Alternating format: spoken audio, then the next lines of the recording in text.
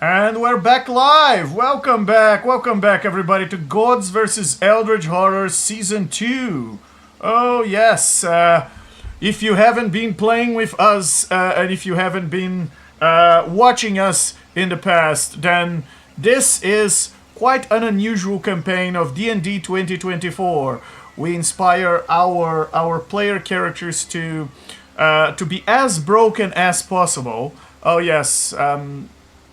In the world of DMs, I'm considered mentally insane for asking my players to create broken things. But I have to say, it's a lot of fun, and they sprinkle some homebrew feats as they have a mythical level progression.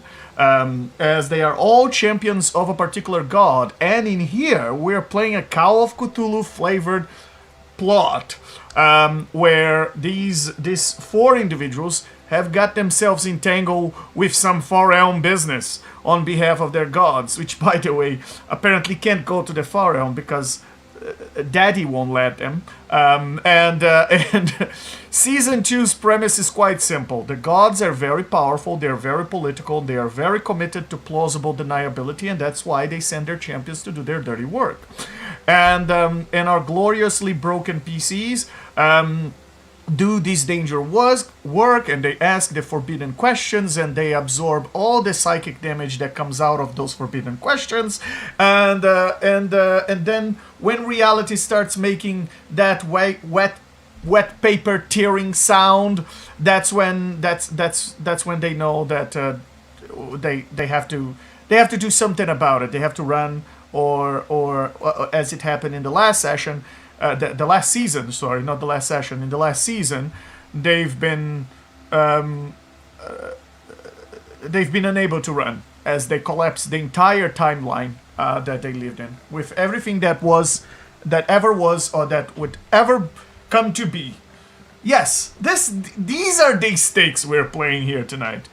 But before I tell you what happened in the last session, quite a political session it was. Let's meet our party.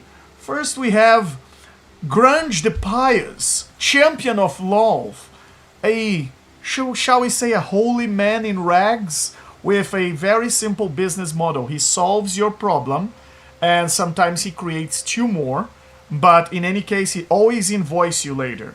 And also, last session we established that a devil's torture can include rainbows, unicorns, and forced affection, although I'm not sure that's what Lolth did to you while she was punishing you for your incompetence in retrieving the MacGuffin, the tome you went to, or the grimoire that you went to retrieve in your last mission. And apparently, some things are worse than failing. Grunge, say hello to our audience. Tell us a little bit about how you're feeling tonight. Well, we lived, and, we were only moderately tortured. So, ignoring, like, the pain and suffering, he's, doing pretty good. As long as we ignore the pain and suffering that was inflicted on him for failure that totally wasn't his fault, and he totally does not blame his teammate completely for it. It's her fault. It's 100% her fault. Words will be had. Yes, it is 100% her fault. I have to agree with that. And yeah, I think this is a lesson to anyone in D&D, folks. Torture always in moderation, and just a healthy dose of it, and in D&D. Very well, and then we have Gorbin Dibblethwack, champion of Hecate. He is our drunken Arcana cleric monk who somehow keeps getting invited to the cosmic board meetings, and and he turned that into his platform, I guess, saying things to the face of all the gods, saying that you guys need a proper bar. And where is the elephant in the room everybody keeps talking about? And clearly he cares a lot about the rights of elephants and the fact that they need space to roam. And somehow he's quite persuasive in divine politics, persuasive enough to convince everybody that Hecate's plan is the best plan. And it worked last session. So Gorbin, say hello to our audience. Tell us a little bit about how you're feeling tonight. I'm feeling pretty good. Hecate invited me to give a speech at a business conference with some of her colleagues about interior design and animal cruelty. And then she sent me to a wonderful bar, the kind of bar that you can only find in the astral plane, where they got all the best drinks, which you can also only find in the astral plane. So I'm feeling really, really good. It's just the best drinks. Indeed, magical drinks are the best drinks because they taste exactly like you wish they would taste. And yes, Hecate ended up sending you guys to her own private little bar, so you could have a shall we say a private talk, a private chat without interference or the meddling of other gods, and decide what you were about to do next and how you would act upon it. But before I get lost in a tangent, let's also meet Malefactor, our champion of Belial, Githyanki Ilrigger, Infernal Operator, and somehow a walking HR complaint.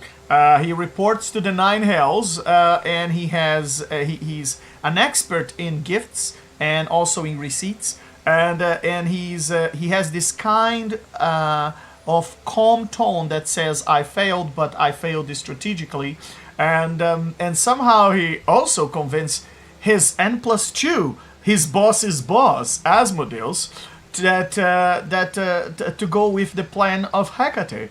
So, Malefactor, say hello to our audience. Tell us a little bit about how you're feeling tonight. Well, I'm glad I got to try these drinks for the first time ever from Hecate. You could say I'm failing upwards, but now this is the big part where I shouldn't fail. Otherwise, those unicorns and those nice creatures are going to be the least of my torture. I'm driven to figure out the far realm. Oh yes, the unicorns. What a torture they put. Hugging, nonetheless, hugging unicorns. Affectionate unicorns. Forced attention and rainbows and cupcakes. That is true torture for a devil. So many celestials and love and blah! Anyway.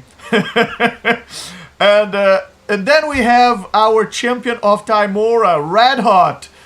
She's a mix of luck and larceny. These days more larceny than luck. And she has the uncanny ability to make a legendary artifact to be not technically stolen. She managed to convince all the other 3 members of her party that everything was fine and nothing was missing. And the last episode confirmed what we all feared, that she can lie to devils with a straight face, and even if she has a book-shaped silhouette under her clothes, she still managed to convince you that that's nothing like what you were thinking. And then she revealed that she gave that tome back to Tymora. And then Tymora, well, I'll tell you soon. Red Hot, how are you doing? How are you feeling tonight? How has been the last few moments with the party while you were drinking together and figuring out that you backstab everybody? Wow. As in, like, I don't know, like you finished it so badly. I was gonna say I feel optimistic, and then you're saying I backstabbed everyone. The way you put it, yeah. I am optimistic. Not that bad. I think it was okay in the end. I think, right? I mean, yeah. Hopefully, it's gonna continue like that. As in, is the whole book thing, tome thing is not gonna go downhill. But yeah, no. Optimistic. Getting better. Yeah. Very well. Very well. Yes. Sorry. Perhaps a backstab was a bit of an exaggeration because there were no blades involved in that. Was just, I guess, back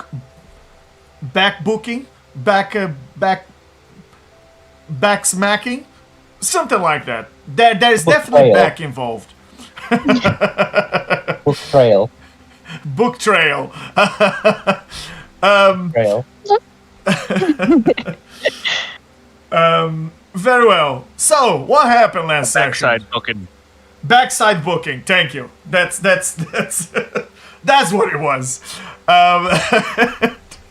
We had 62 days of post-temple brain rot.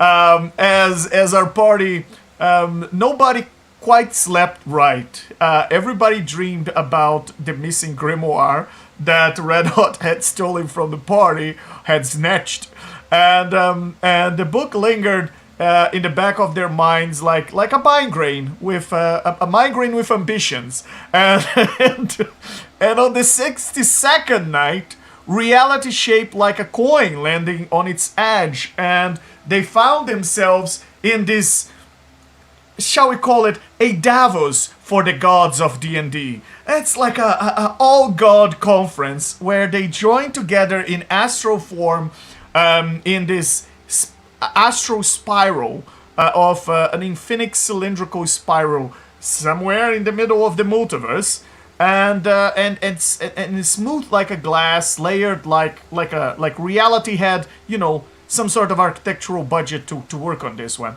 And inside there is an amphitheater of this impossible scale. You can't see the top of it, you can see the bottom of it, and there is a crowd made of presences, not bodies, but gods and dragon gods and devils and cosmic authorities and our party. And the quiet understand that nobody showed up in person because nobody trusts anybody in there. And and at the center of it, there is a constellation that smiles to the party, and as they recognize immediately the face of Timora appearing in the stars, welcoming everyone with the energy of a friendly breeze right before it becomes a hurricane. And she called the forum because something is stirring deep in the far realm, something that deceived them. And she had a piece of knowledge that was given to her, the grimoire, that the party should have retrieved for Belial, and instead it was snatched by Red Hot and given to Timora. And with that piece of knowledge, Timora said that it was knowledge that shouldn't even exist, was a grimoire. And she read, even though she shouldn't. In fact, that's against the rules. Ael tells the gods of the multiverse that they shouldn't be asking questions about the far realm. They shouldn't go there. They can't go there. They will have no power there, and they shouldn't be too interested in the far realm or whatever knowledge comes from there.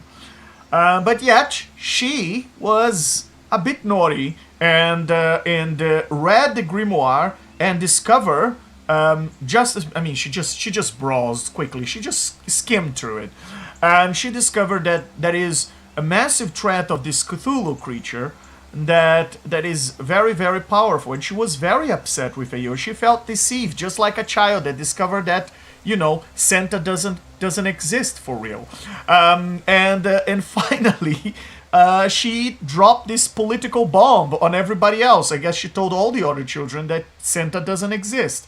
And Timura's speech just cracked the room open. And the Far Realm, she says, isn't just dangerous. Ignoring it is strategic ignorance.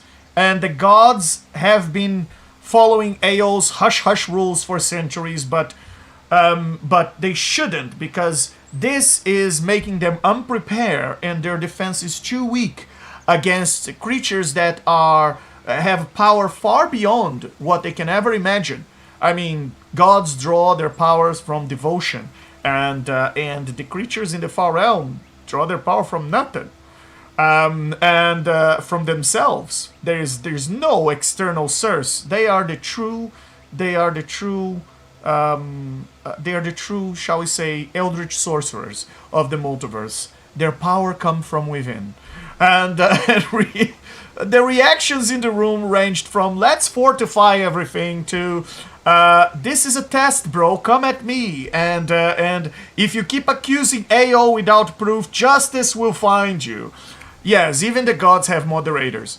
And yes, we had Moradin in particular, who did not deliver a vibe, he delivered a threat. He would build weapons, he would raise seals, and if that book goes missing again, someone is going to be getting remodeled with a hammer to the head. Moradin's known to be probably the strongest among AO's gods, and it's and yes, his hammer is something to fear. And well, and through it all, the awkward truth sat at the center, just like an awkward grenade, ready to blow up. Red Hot had pocketed the Soulstone Grimoire, confessed that the book whispered to her, and ultimately delivered to Timura. Her friendship with the others may have taken a hit, but Destiny did not. Destiny did not take a hit because it seems, in fact, that the four of them, which are now being dubbed the Hellfire Club, I guess the Hellfire Club is going to have to change their handle to the real Hellfire Club, or to the original Hellfire Club, just because these guys are now being called Hellfire Club by the gods. And the four of them were actually given quite a lot of respect in the room. They were everything they would say about the Far Realm. All the gods seemed quite very much interested, and they were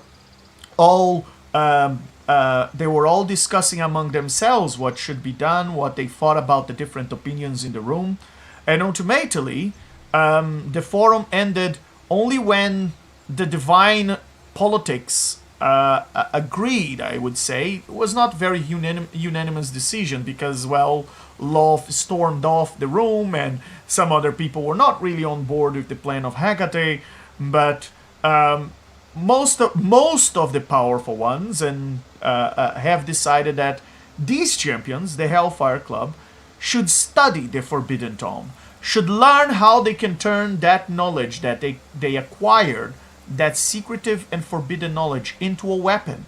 Something like actionable intelligence on the Far Realm.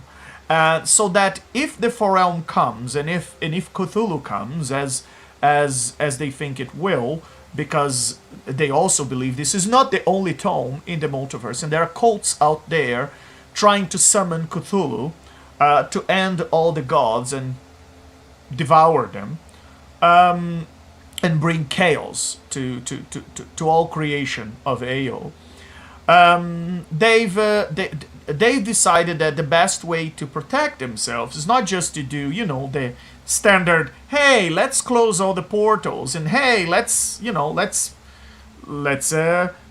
raise walls in our borders, or let's make sure we don't we check everybody very well when they cross our borders and this kind of things, and the extra security and whatnot. No, that's just a standard thing, and they think that that's not gonna work if you have insiders that are indeed working to bring Cthulhu inside. They've decided that the best thing to do was to study that Forbidden Tome, to send their champions, of course. They wouldn't do it directly. To send these champions to study the Forbidden Tome, in a safe area somewhere in the multiverse where if things go wrong, he won't consume the rest of the of creation. So hey guys, that's a positive thing, right? At least the timeline might be safe from you this time. And well, they've decided to hold a temporary ceasefire among themselves. That's quite an important achievement for these four champions. No interference with each other's business, no resource wasting until these four had discovered how what kind of action they need to do, what kind of weaknesses they can exploit out of the knowledge that comes from that forbidden tome. So no god is allowed to do side quests that may accidentally start a war. No gods are to be battling anymore. Everybody must stand by. And then, in the blink of an eye, at the end of that conference, the party was dropped into this private, extra-dimensional astral tavern. The place was entirely empty, but was full of music, and also there's some chatter in the background. There was some mugs floating around, and the drinks were serving themselves to the hands of the only 4 individuals inside, which were our yours truly Hellfire Club here, and then there is even a gambling table, by the way. Just side note, nearby, because of course it does. Hecate built this place, and she loves a little bit of gambling. And tonight we pick up from where we left off. These 4 decided to head to the secret location, to the special place in the multiverse where Hecate said they would go, and she would send them, some directions afterwards for them to get there. And that's where we pick up from it tonight. Did I forget anything, guys? It was a lot, but I think it was good. Pretty well. Yeah, that sounds about what we did. I think I missed the last 10 minutes of I don't know if it was 10 minutes, but however long was left. I don't think I left too early. It was a little early last time. You did miss Lolf storming off and calling you to follow her, and then your character deciding to I'm just gonna stick around just a little bit longer. And yes. So very well. Let me tell you where you are going today.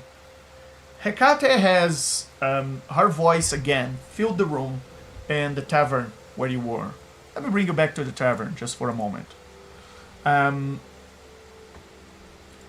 the tavern where you were, Hecate has her voice once more has filled the room as she communicates with the 4 of you.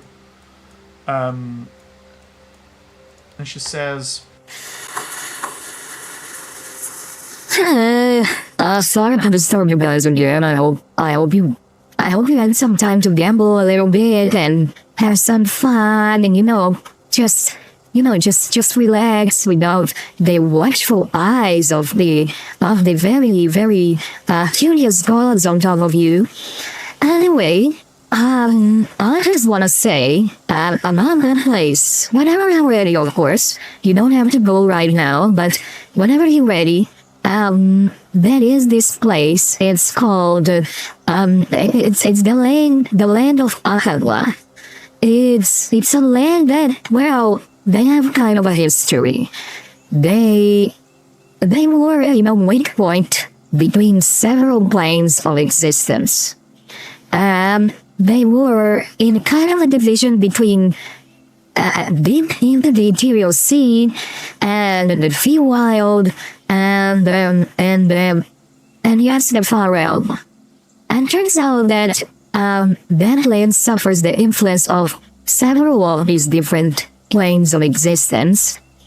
And they have a long history of good versus evil, and all the usual. But what you need to know about it is that there was some evil people there that that used to share a connection with this, what they call the ghost orchid.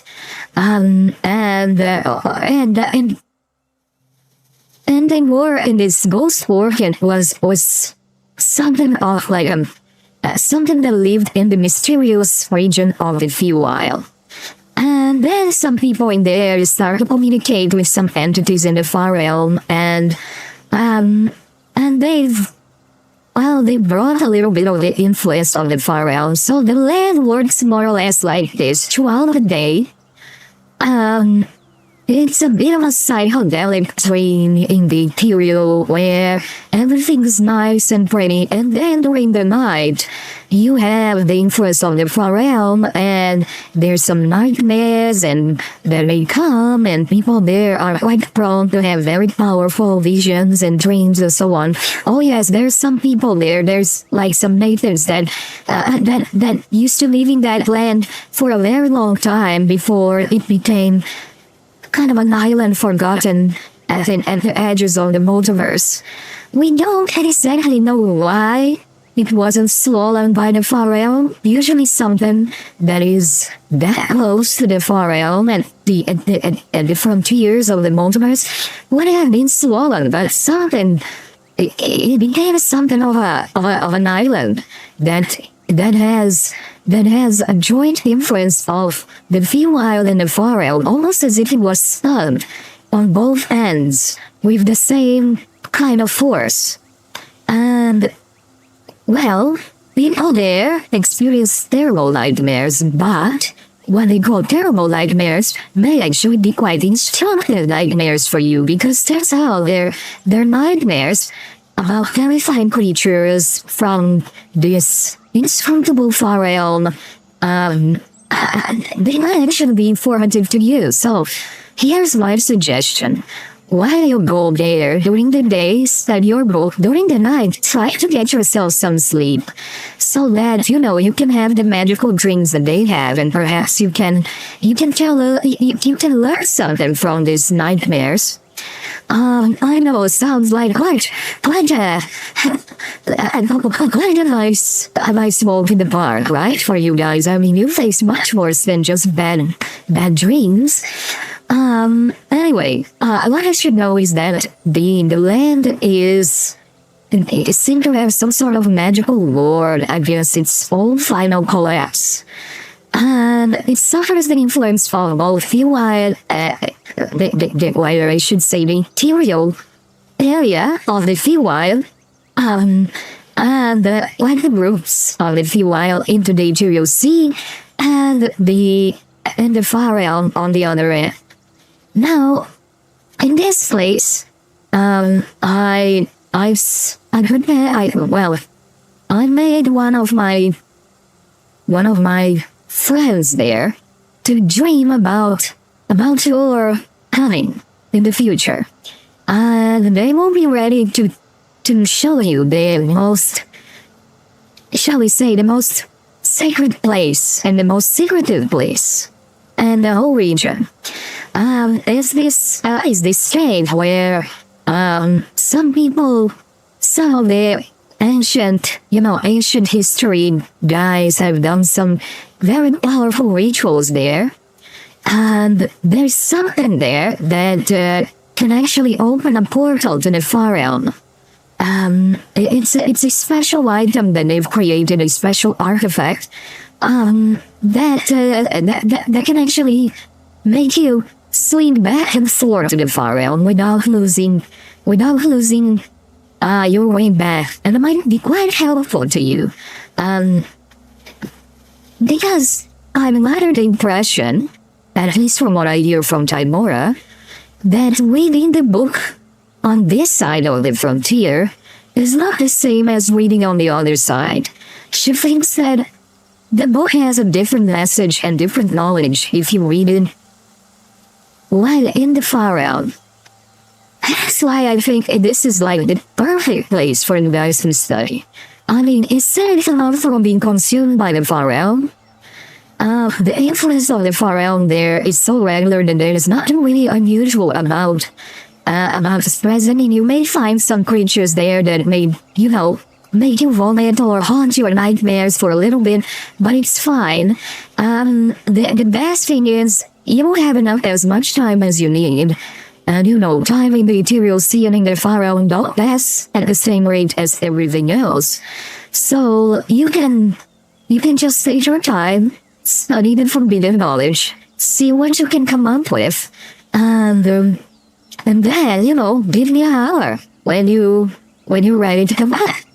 Alright? And I'll bring you out of the interior sea so that you can tell us in the next deity conference, the next summoned by Daimora, what you learn. Any questions? Yep, sounds good, boss. Magical island vacation with a guide and free hallucinogens. That's why you're the best, Hecate. You see to everything. Oh, my dear, thank you. Corbin, and by the way, that reminds me, I didn't forget about you. I got you a little gift. And as she says, I got you a little gift, floating from behind the bar, there's adamantine dagger that has this blue leather hilt wrapped with gold wire, and there's a star opal and it's as its pommel. The blade is etched with phases of the moon and kind of a triangular a triangle similar to Hecate's holy symbol. And as that floats towards you, you immediately recognize that's a very rare gift from Hecate. It's known as Hecate's dagger. It says to be one of the daggers that she herself uses, and she used to part and shape raw shadow to create the shadow realm for her devoted followers. And there are several daggers like that may exist, but only very special clerics or wizards that follow Hecate can actually be gifted something like this. So it's like a medal of honor, but in the shape of a very powerful dagger. It's just a little. It's just a little sign of my appreciation, for the little speech to the other gods and helping them convince them my plan was the best. And you can sometimes be the voice of reason, Corbin. And Corbin's tearing up a little bit. You can. Thank you so much. You really are just the best. Very best. You're welcome, dear. And you are right, I am the very best. Well, so the other one's called Mirage, by the way. Love is very pissed at you. She's throwing a little tantrum. She has been sending me messages like 100 million times, asking me where you are, and then Bell out of me and Daimora.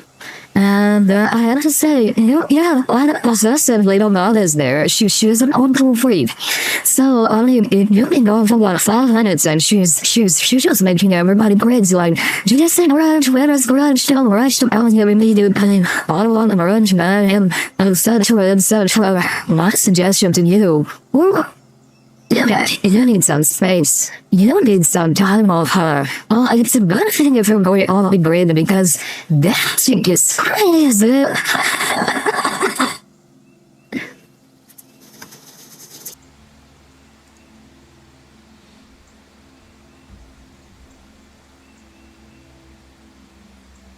Grunge, if you're replying, we can't hear Huh? you.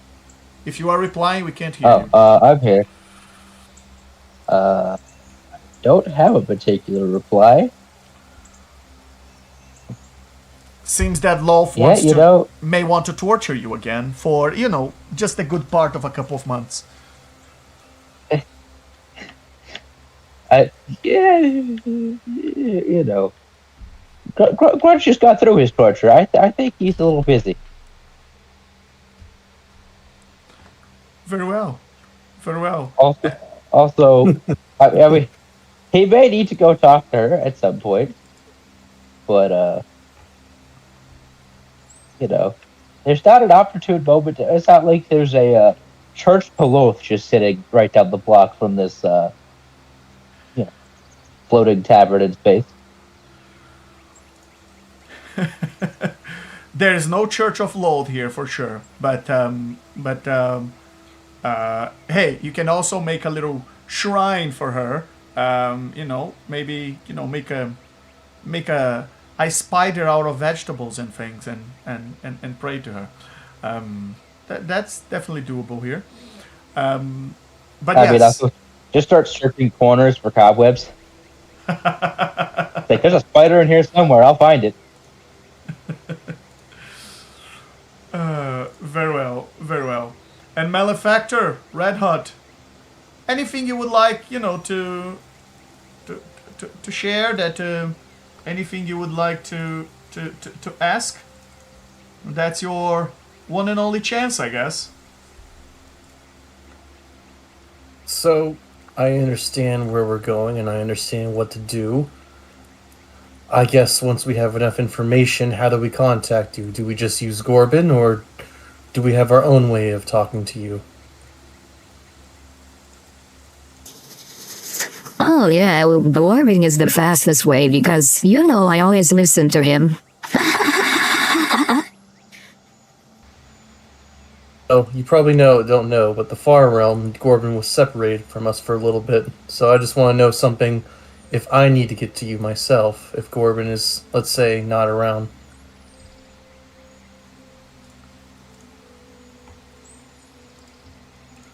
Why wouldn't Gorbin be around? No, the Far Realm is an interesting place. 1 second we're fighting a giant monstrosity and Gorbin's with us, the next second he disappears. Who knows what will happen to us? We could get split up. Well, in that case, use setting. Send me a message.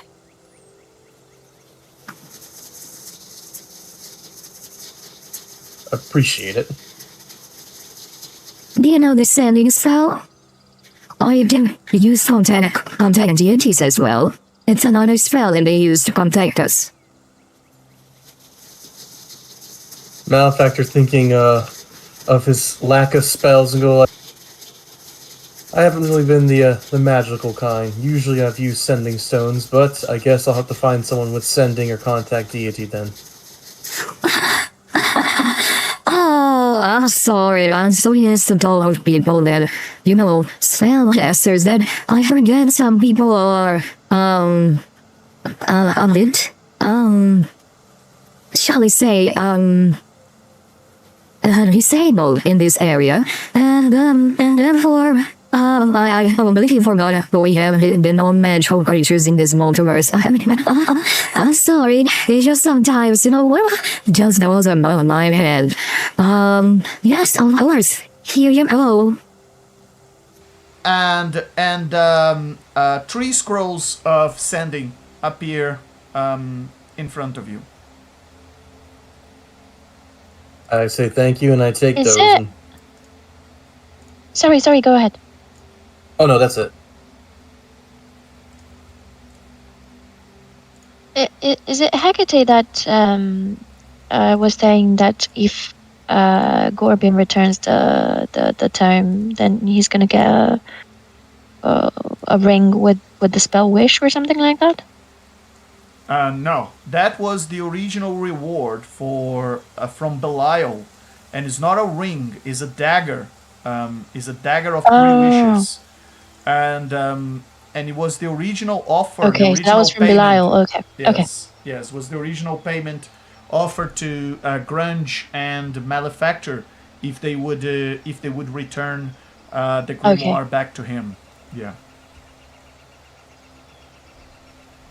And then they offer one of the three I'll try wishes my to luck Gordon. and ask her. Yeah. I'll try my luck and ask her. Right, I don't wanna sound naughty, but all of us don't really have anything related to wish spell, and that could be very useful given the circumstances. Do you have anything that could, I don't know, could potentially give us that spell? Maybe, again, I don't want to be too naughty. Unlimited wish spell?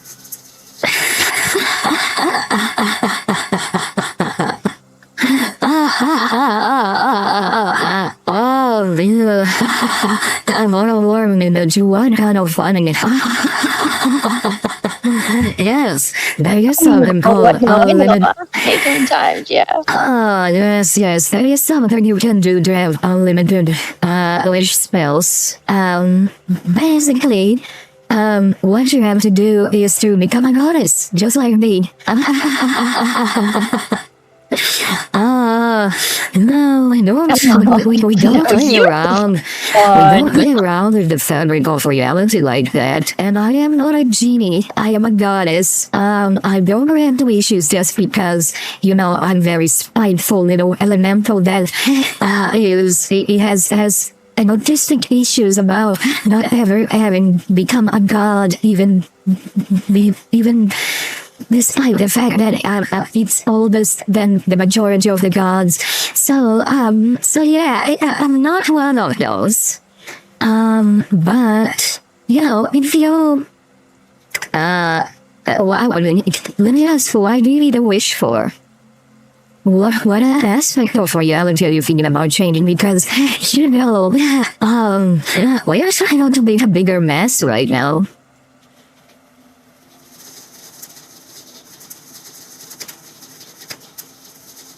I mean, out of character, I when I said unlimited wish, is not like, something that basically gives us the spell wish with still like having to roll, and then if you roll, then you can't, yes, I cast know, wish again or something like that. You were asking for infinite wishes, and she's asking, why do you need infinite wishes? Right. Okay. Okay. Well, we don't really need infinite, but I mean, an amount of like a number of up to 10 would be nice, because like you never know, what we're gonna have to deal with. So 1 wish, 2 wish, they're like gone, dusted, but then you never know what you encounter, right? So a minimum of 5 would be nice. A maximum of 10 would be great. Oh, honey, you misunderstood me. You are. I mean, I give you that. You have some spark in you. But, I didn't ask how many you wish. I asked, why do you need them for?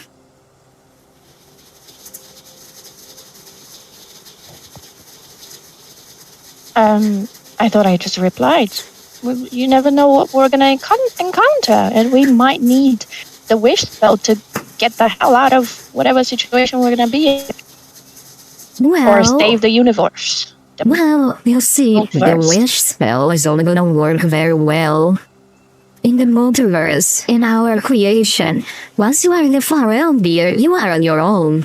Our magic and our divine powers don't work there, at least not to the same extent that they work here. That's why Ayo doesn't let us go there.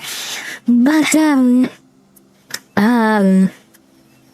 so, and while in our multiverse, we're kind of a bit worried of, they say, like, don't let children run with scissors, I would say, I would compliment don't let children run with atomic bombs. That's kind of my policy. Is that your opinion of us? I Well, thought, you know, you have to, I mean, I feel a don't bit have offended, I will say. well, I mean, you're clearly capable. Or you wouldn't be a champion of time, Laura.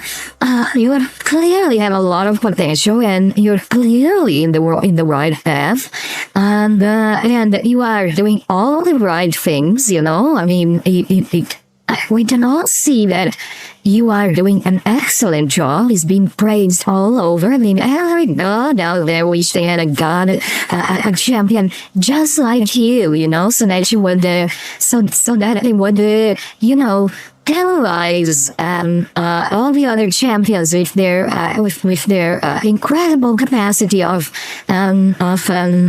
violence. But power must be, power like that must be spent with wisdom.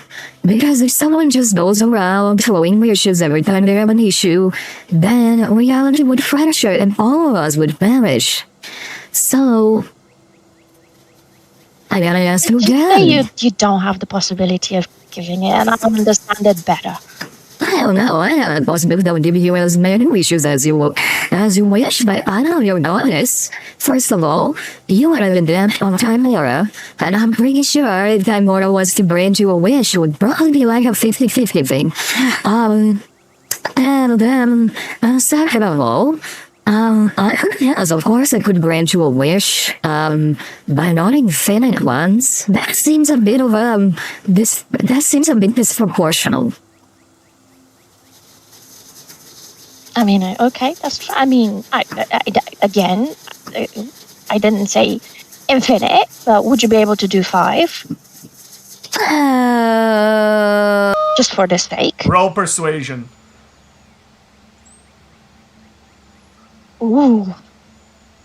Can I use the lucky point? Sure. Okay, give me a second. The number to beat is 36. Oh, goodness me. Did I roll? Is anything popping up for you guys or not? Oh, damn! I have a plus 20 and I crit as well. That was nice. 40. Why is not appearing? Sorry. It's not appearing. It's not a 50. Sorry, I it's see not it. appearing I on saw roll it. 20. Oh, goodness me, Yeah, sorry. I saw it in D&D Beyond, but not Yeah. in Roll20. I see on Discord. Wow, you have a plus 20 and you crit for a 40. You get inspiration for that. I'm gonna have to put here because the audience is not going to believe. Oh, that's not what I meant to do. The audience is not going to believe, I guess, if we say that you just I'll give rolled the a inspiration 40 to someone else. on Whoever your wants. persuasion check. Let me just put here. I already have inspiration. So. You already have inspiration. Very well. Does anyone want Gorbin Grudge inspiration? Factor? Does it? Yeah. Does anyone need it? I already have. I already have. I already have it. You're all very well. Everybody already has it. All right. You're so inspired. Very well. Let me show you. Let me should show give the it a weapon. audience what happened there. The 40. See if you can get your Beyond 20 to work. So we can see when something amazing like this happens. So look at that. Look at that, folks. Red hot persuasion check. A nat 20 plus a 20 modifier for 40 persuasion. And with that, Hecate says, You know what? I mean, we're entrusting you with the most dangerous piece of knowledge in the entire multiverse to do this sort of quest, and I think it would be wise to give you enough power to, if one of those gods that agree with the truth try to sabotage your work, or, if we have a betrayer among us, I think it might be wise, to give you what you ask. I'll trust you with this, but don't disappoint me. I'm not like Timora. I don't get angry only 50% of the time. I get angry 100% of the time when people screw me over. And I'm a vicious gambler, and I hate when I lose. And by the way, just so you know, because Norby knows me pretty well, but I can be a bit vindictive. So, I have very much careful those 5 wishes and those 2 things that don't make me look bad, okay, for giving you these 5. And 5 scrolls Thank you, Mom. of wish I won't. No worries. 5 scrolls of wish pile on the table in Oh my front god, of I you. can't believe it. Thank you. For a nat It's very 20. generous. See, I told you she's the best. Thinks everything. I think you're right. She's a nice lady. Grunge will yoink 2 of them off the table and say, I'm taking an extra because it's your fault in the first place we didn't get our wishes. Can Malefactor even use one of those? Can he? Does he have a 9th level spell slot? Nope, never mind. Then he has to roll a check. Never mind then. Well, you can use, you just have to pass a little check. I don't like the word little there. I don't like the word little there. You are a mythic level creature. You should be able to pass just, a small check to cast wish if needed be. I don't have 9th level. Sure, but you just had what's called DC 36. Well, that was a persuasion check on a goddess. So, and I roll for that, and yes, the DC was 36, which was actually quite low.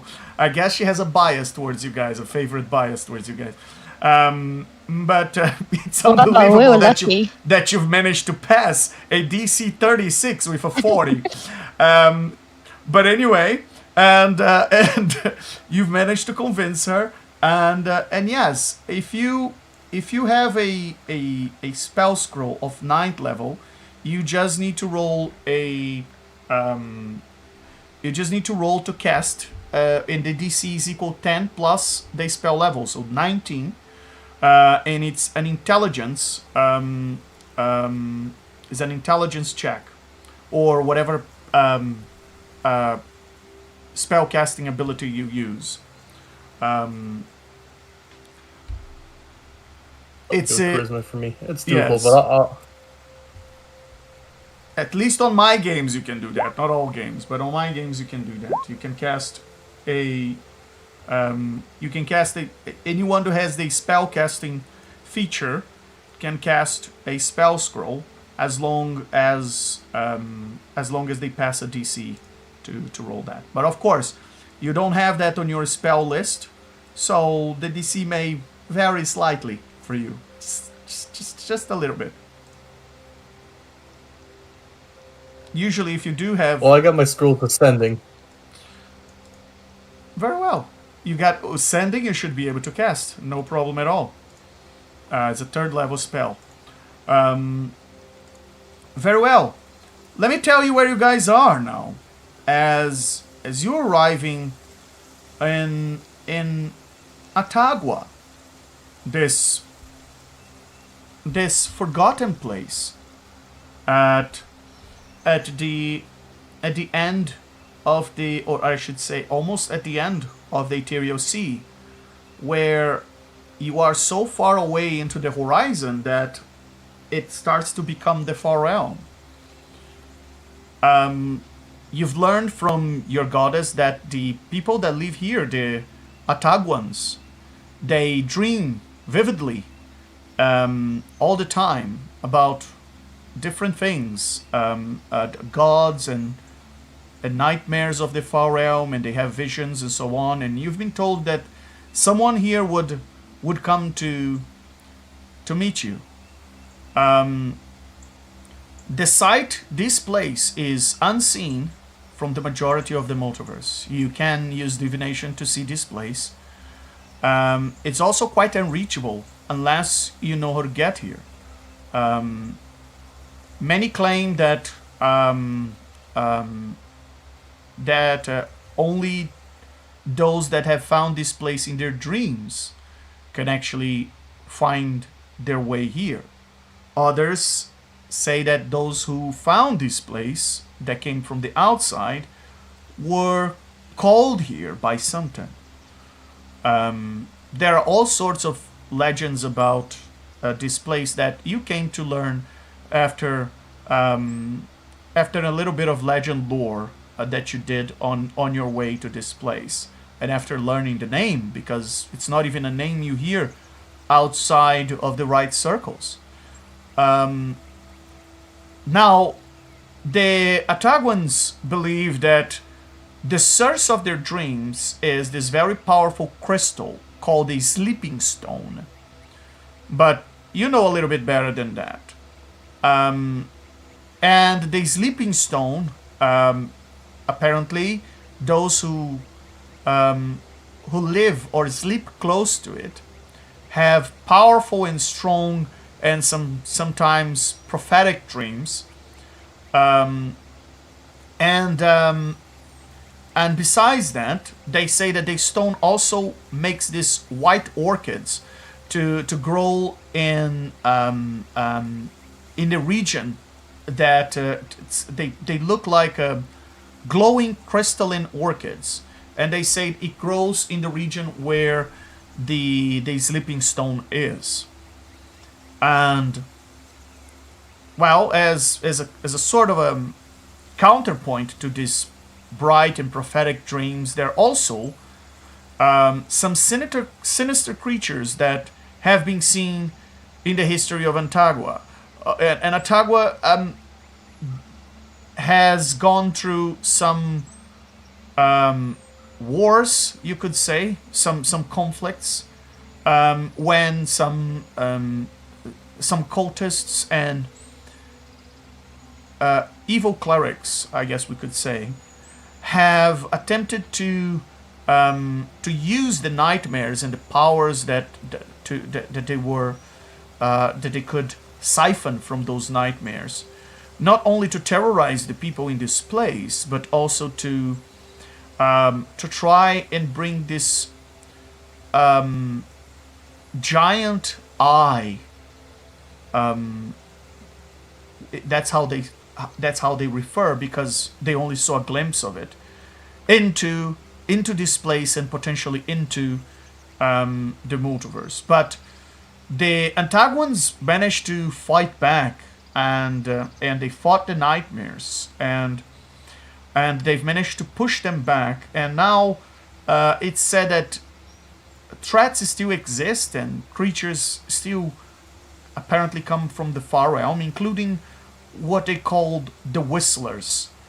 The Whistlers are, they say, the people from Atagua that have passed away in the wars, and they remain here. Because this place is so isolated and so insulated from the rest of the multiverse, they say that their souls can't go anywhere, and then they occasionally become these Whistlers, these ethereal far realm-like creatures, alien looking, that seem to walk around the land and sometimes harming or causing terror to people. But in Atagua, they have what they call the Green Doctors, and the Green Doctors in here say that they should respect and not be frightened of the Whistlers, because, well, those are their forefathers and those that came before them, that have been trapped here in an endless existence. Now, time here is time here is its own thing. You are at the edges of the multiverse. Time and space, as you know, become very thin, almost like a suggestion. And you are at the frontier with the far realm. As you arrive in this place, contrary to what you were expecting, you find this luxurious rainforest, massive plants and birds and animals, and you can see waterfalls just bursting from the middle of the trees, and you can hear the sounds of rivers in the background, and you see this very long bridge, and something in the middle of the bridge kind of forms like this green translucent shape, just starts to appear in the middle of the bridge.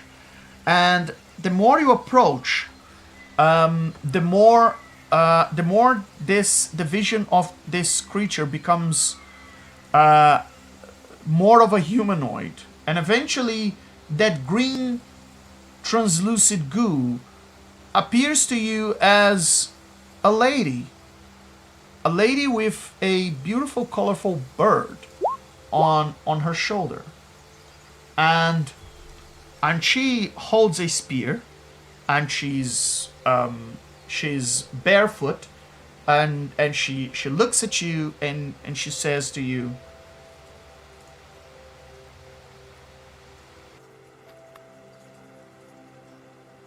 Hi there. I'm Irana.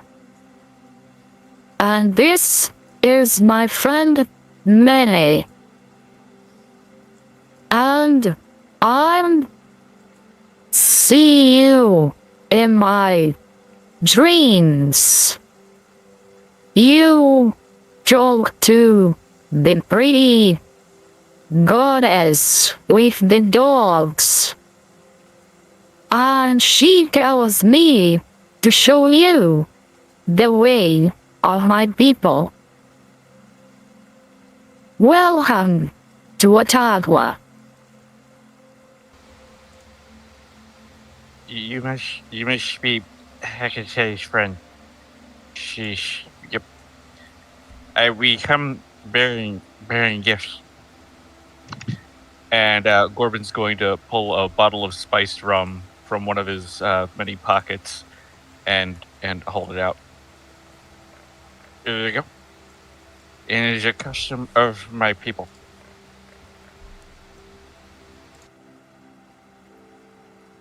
But thank you. What is this? and she smells the bottle, and as she smells, she just makes like a face like this. Ooh, that was strong. Ish, your good stuff. Ish is very, very potent, very tasty. Very okay. Very potent. Yes, strong. I can sense it's strong. Thank you for your strong smell. You're very welcome. Oh, I have a gift for you as well. With Malefactor with like an evil grin, and I hand this lady a soul coin. And as she looks at you and you are handing something to her, she says, I've seen your kind in my dreams as well. Evil kind. I cannot accept any gift from evil kind. I will guide you to the place the goddess sent me, but I cannot become friends with evil. That's fine. Smart of you. As long as we're not enemies, then that's fine. We don't have to be friends. And I'll take back the coin. I was curious to see what was going to happen to this person if they touched the soul coin, but they didn't. Mapleforth, try not to embarrass me in front of Hecate's friends. Oh, not embarrassment. I brought gifts. The other two didn't. It's just they know I'm evil. Fair enough.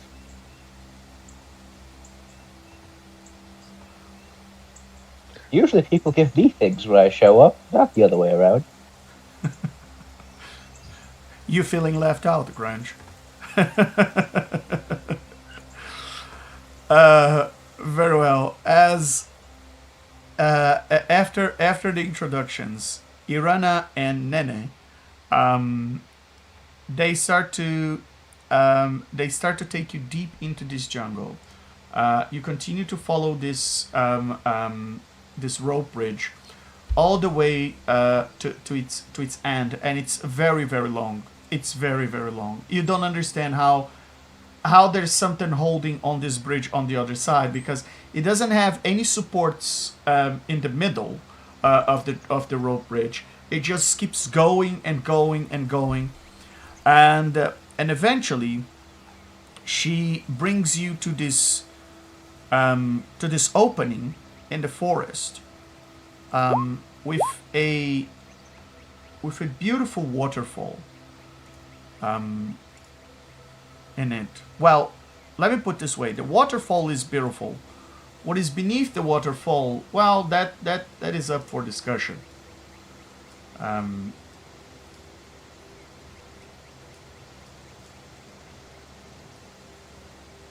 As you arrive at this, there is this massive waterfall. Let me describe what you see here. The path ends at this clearing, and before you there is this immense waterfall that cascades down. What Irana tells you is known as Tepui's Cliff. And it cascades into a pool, and the pool is coated with this oily gray slime that are dense mists that hang above the pool. And more as you walk through this place, you find yourselves seeing at the corner of your eye these creatures dressed all in white, and they seem to be, when you turn your head to see them properly, they're no longer there. But you've been having this impression all along. Every time you're fixing your eyes or something, you're slightly distracted, looking to a certain direction, you see something that looks like a blurry humanoid. I'm putting there in the chat. And you see that bloody humanoid with long arms and long fingers and no mouth. It resembles a little bit of a weird, blurred, doppelganger-like creature with glowing white eyes. And you have seen them several times. Sometimes you see them in the distance, and they seem to be wearing sheets for dress, just like a ghost. And as the first time you arrive into this waterfall, you see one just standing beneath the waterfall, and you turn to see it properly as you try to fixate your eyes on it. Instead, what you see is just the mist. The mist just moves around, and you think that you've been fooled by optical illusion or something. Very well. The whole place is huge. You can see the post of what seems to be a spell-jamming ship to the north, but it's definitely destroyed and long gone. The other thing you see here, as you are looking around, is at the other side of this pool, of this oily, gray, slimy pool, you have this a small stone platform that rises from the edge of the pool and supports a larger than life almost quartz statue, what seems to be an elf priest with outstretched arms. And as you look around, there's not much more to see here. And Irena says to you, Now, we have to swim and climb. But in order to find the entrance of the cave, we have to first sleep, so that our dreams will show us where the entrance is. The last person that came to this place was my grandma. I never been here before, so I need to talk to my grandma in her dreams. And you all should try and dream as well and sleep.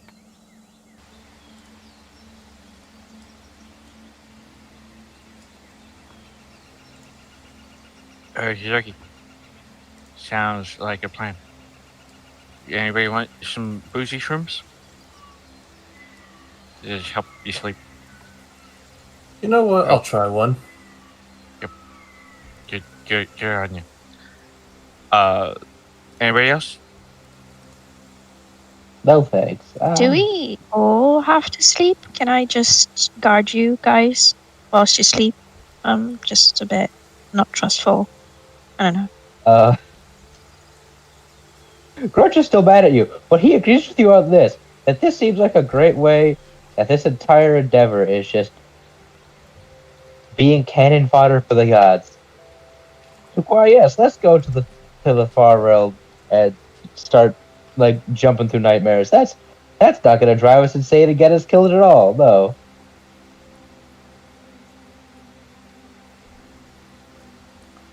so... Go ahead. Go ahead.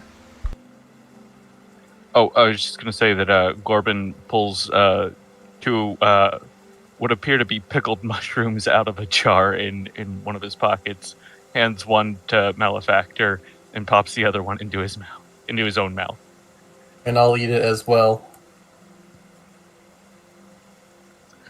And I also, think, could I... yeah, go ahead.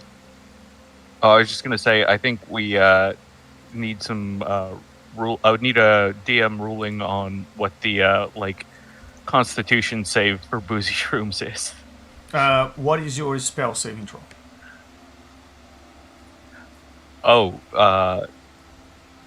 23. 23. And then, real quick. My question, since I'm immune to poison damage and the poison condition, do I still have to roll that? Or No, you shouldn't. Yeah, because it just counts as poison. But I tried. still do. So it won't have any effect on you. Grunge, are you immune to poison as well?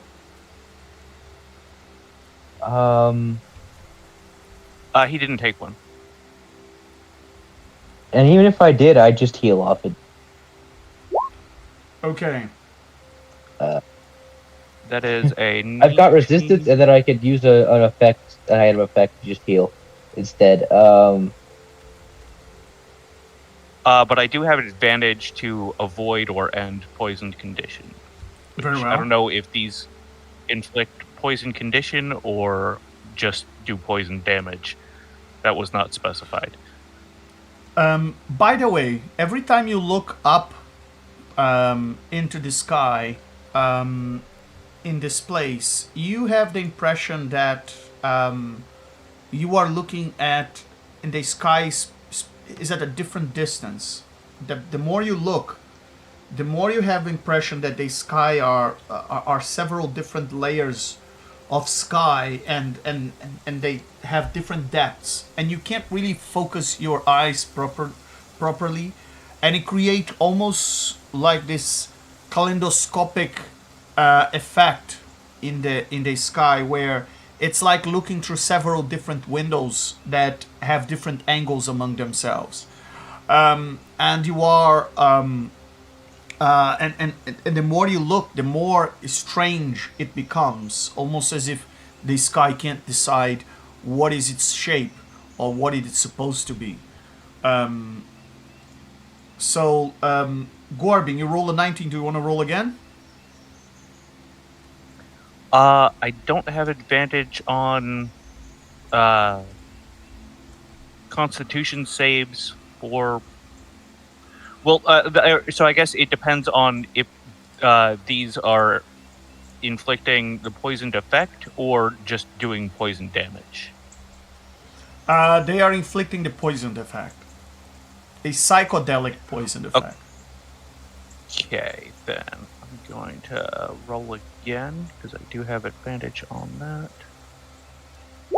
Oh, and that is a nat 1. Very So well. Gorbin is poisoned.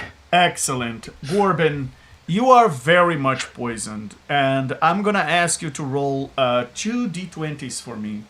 2 flat d20s. Alrighty.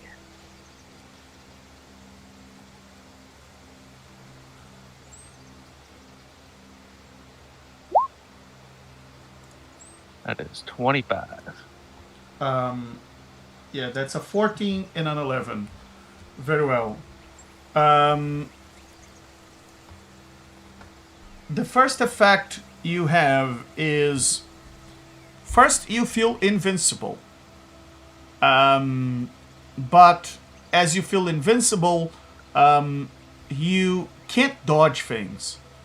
You can't take the dodge action, and you feel that every time you try to dodge something, or even when you try to grasp something, there's a delay between your intention to do something and when your body actually responds to it.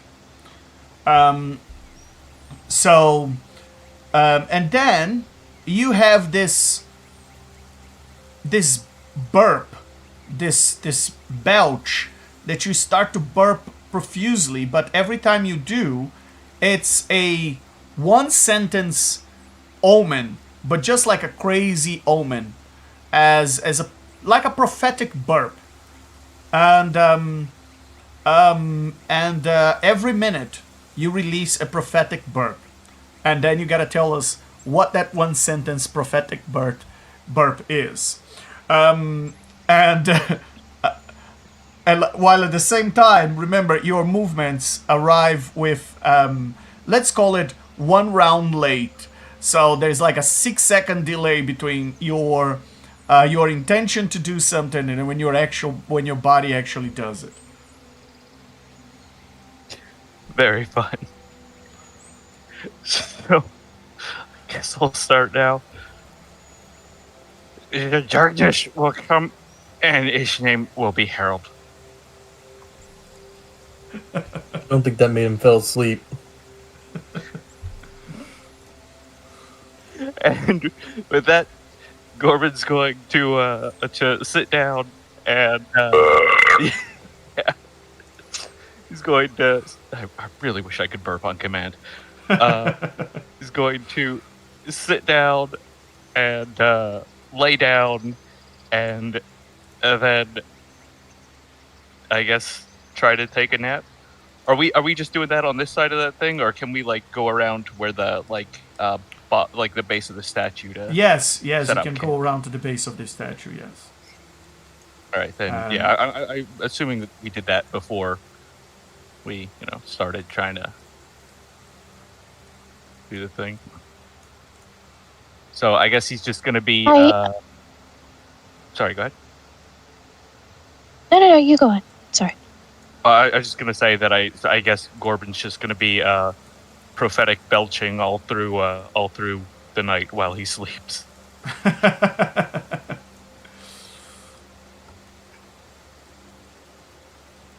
Very well. I kind of wanted to roll a couple of checks. Yeah. One would be to insight the lady, and see if she was trying to deceive us with anything that she said about her grandmother and needing to sleep to know where we need to go and everything that she basically told us.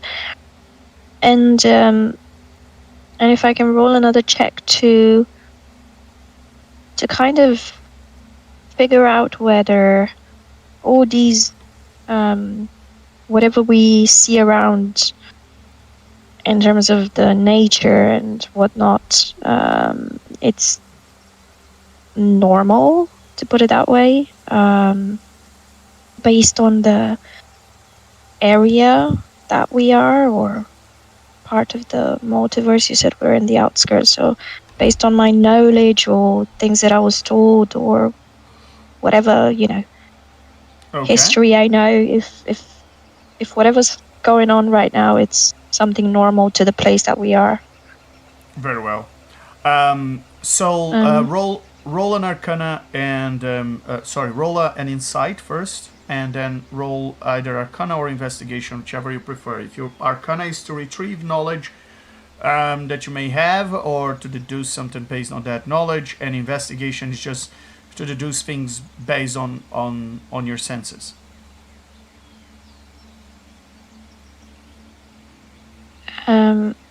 Did that? No, it didn't go. So I think I rolled a 16 on the Insight, Yeah. and you said an Investigation or Arcana. Yeah. Which was the difference again? Sorry. So Arcana, you are using the knowledge of your arcane studies or your arcane experiences, and basically past knowledge. And Investigation, you are using the recent clues, the recent senses you have, the recent information to try and deduce something.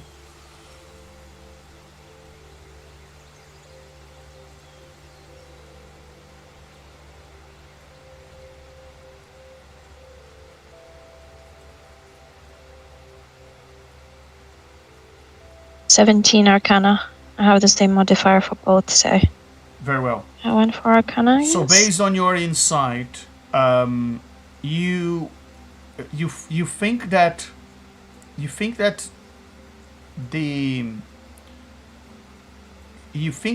this person is taking a shape of a creature that would be more it would be more pleasing or more understandable to your eyes. You think this creature, this Irana, she doesn't actually look like this, but she's shape changing or to disguise herself. Although you can't really see any effect of shape changing, but you think that she's taking a form that is more in line with what you would expect of a humanoid, or someone that from your species, or more or less from your species. So that's what you think, that, but you have no reason to believe that she's lying to you or deceiving you. She's just a guide. She's just here to take you to the place where she's one of the natives, and she's just here to take you to the place where Hecate told you existed. This cave where there's a sleeping stone inside, and where you can potentially be a good place for you to study the grimoire you have. Which I assume it's now with you, Red Hot. Okay. Since it was your goddess to who you sent the grimoire to, and she would have sent it back to you. Yeah. Okay. Very well. And regarding your Arcana check, this place is very unique in the sense that, not because the nature looks particularly strange, but first of all, that looks like a big pool of gray ooze, and but you are seeing a waterfall of water dropping on top of it. So it feels that there's something on top of the water, on top of the pool, that is quite large, and it's ooze-like. There's nothing particularly different from what you have seen before, but you think that except for the sky, this place feels very, very unique. All of you feel as the same sensations of emotions as if you were in the Feywild. And in the Feywild, the longer you stay there, the more the place tries to exacerbate strong emotions on you, to the point where you can go hysterical or maniacal or something like that. It's the environment seem to influence you. Now, you are very powerful and experienced and seasoned adventurers, so this has a very mild effect, and you've been here just for perhaps an hour or so, according to you. So it doesn't seem that this would have an effect on you, but you think that, for instance, if you spend a year here or 2 years here, eventually this will start to sip in and start to influence the way you behave. You haven't seen the nighttime effects of this place yet, so there is nothing for you to deduce there.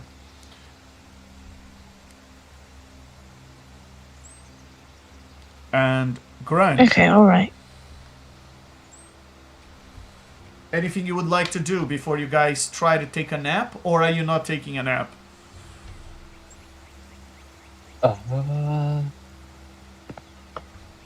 I will take a nap. Very well. Oh wait, could I set up my hammock actually? My immovable rod hammock, so I have a comfortable place to sleep. Immovable rod hammock. Of course. Yes. I took 2 immovable rods and a tent, and I made it into a hammock. Excellent. 1 second. So I wrote on my list. I think I'll just stay awake. You're just gonna stay awake? You can go into a trance, which is like a meditative state, if you want. Can I? Yeah. Oh yeah, I can. I guess, yeah. Why not? And Grunge, you were saying? Yeah. So I just want to go over a couple of things that last time I didn't go over. So we're in the middle of doing fancy stuff in fancy places. So we had time to go shopping and whatnot last time. I wanted to make sure I got like a full thing of poison alchemy supplies, so that I all kind of, poisons and whatnot with different effects. Very well. I wrote down that I got him in here. Yes. This should have been done last time when we had like the 60 days of downtime. We just never went over it. Okay. So I should already have them. So it was more of like a question of like how much would they cost? So I can match myself where we are in the story currently. You can. How much would they cost? You're cutting off to me, so I couldn't hear properly. Okay, I'll repeat it. So, when we had our downtime originally last session, I wanted to get a bunch of alchemy ingredients for that cause like different conditions, so that I can make fancy poisons, as well as like identify all my gear. I just wanted to know how much that would cost, so that I know how much gold I should have currently.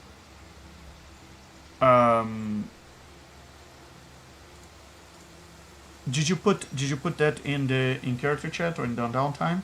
Your the items you wanted to acquire, because I can't really cost them without knowing what they are. Yeah, I could do the list. I said it out loud last time. I don't know if I put the Oh, okay. List. So if you give me 10 seconds, I'll just copy paste it into the thing. So let's do one better. Let's roll 1d100, and that's the percentage of your money that you spent on poison, that you spent during those 62 days. Oh my God, Grunge! You spent 85% of your gold on that. I think I'd like to use my inspiration to re-roll that. Very well. That's a much nicer price. I think I like that one better. Grunge, you spent 2% of your money on that. I mean, that's quite Master cheap. negotiator. 2% of your money. There you go. Oh wow. I currently have 100,000 gold, so I spent 2,000 gold. Exactly. Cool. On ingredients to make poison.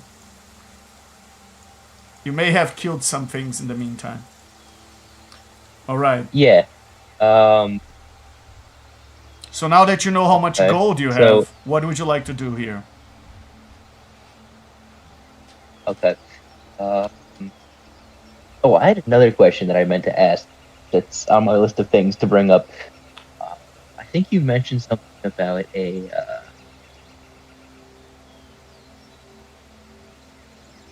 Something about A, What and are you they? cut off. Oh, the.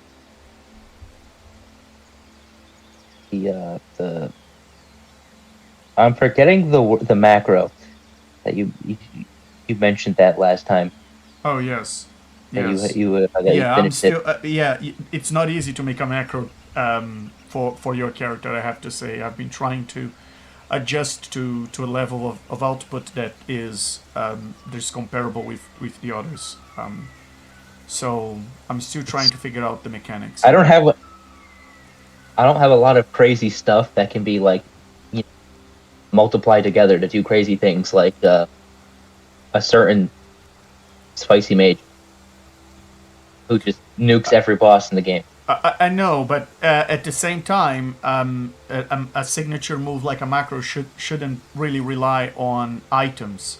So that's what I'm trying to do, not to The make problem you is I don't rely really on the have any powers of cool items. abilities. Yeah, You have a lot of cool abilities, but the output of I them do. It's a lot of the output of them 'Cause is not high, at least not for a level of a macro. So I'm trying to I'm starting to see what could potentially be done as a result of your macro. Because my build is very the damage is very consistent, but it doesn't have anything super bursty with the exception of like the first round abilities, which are only useful in the first round. So it's kind of hard to make a macro abilities that I can't use again. And you can get up to the 200 or so damage output at that thing, and even more. But it's going to be like a one burst thing, and it's just So I'm still studying what other things would make sense out there to put as elements for the macro, and I'll get back to you. I spent quite some time on it, actually trying to figure something out that would calibrate to the damage output, but haven't yet found just the right flavor. Anyway, but that means I now have. Does anybody use spears? I don't think. So the benefit question too is much from this. But then the question is, what are you doing here while you are taking a long rest? What am I doing here while I'm taking a long rest? Are you taking a long rest or not taking a long rest? Or what are you doing here? As the other characters, you see Malefactor setting up his double immovable rods hammock, and you see Leaping off the ground. You see Gorbin, I guess, enjoying his booze and enjoying his buzz as he's laughing off his own hand every time the hand moves, and continues to burp prophetic things. And you see Red Hot sitting down and starting to try and meditate, I guess. What would you like to do? I'm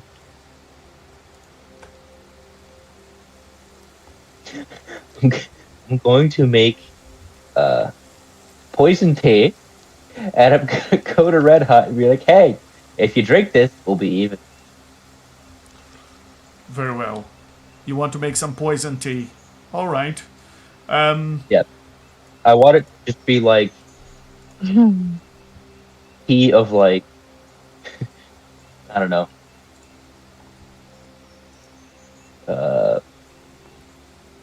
Diarrhea or something silly. Something that won't kill her. That's just gonna suck for a little while. Very well. Some diarrhea tea. Some tea that will taste good, like sweet flowers, but will actually give her diarrhea. Oh, you should call that diatia. And I was like, drink this tea and we will be even. And I will forgive you. Very well. Very well. While you are preparing that very special brew of tea, and all of you are taking what I would consider a short rest, unless you want to take a long rest and sleep here all the way to the night, because it seems like it's daytime, but who can tell? This place is a bit strange. So long rest or short rest, guys? Probably short rest, since there isn't really a need to long rest. Very well. Yeah. We don't done anything yet. So while you are and taking can I a get short a rest, burp sound effect? of course, a burp sound effect. Can I get a burp sound effect? real Yes, you can do that in Discord. It's in the soundboard in Discord. quick? Oh, all right. Yeah, all right. I'd have to find So that. so that Anyway, to time just perfectly. gonna belt out another. There we go. Thank you. One of them will tell only lies, and the other will tell mostly lies. Very well. And with that, Are let's you take. okay, Gorbin? Is everything all right with you? You're great. Let's take a quick. You're good, Josh. Let's take a quick bio break, and we'll be back in 10-15 minutes, everybody. So, how's it going? Going all right. I'm back, everyone. What's up? Not too much.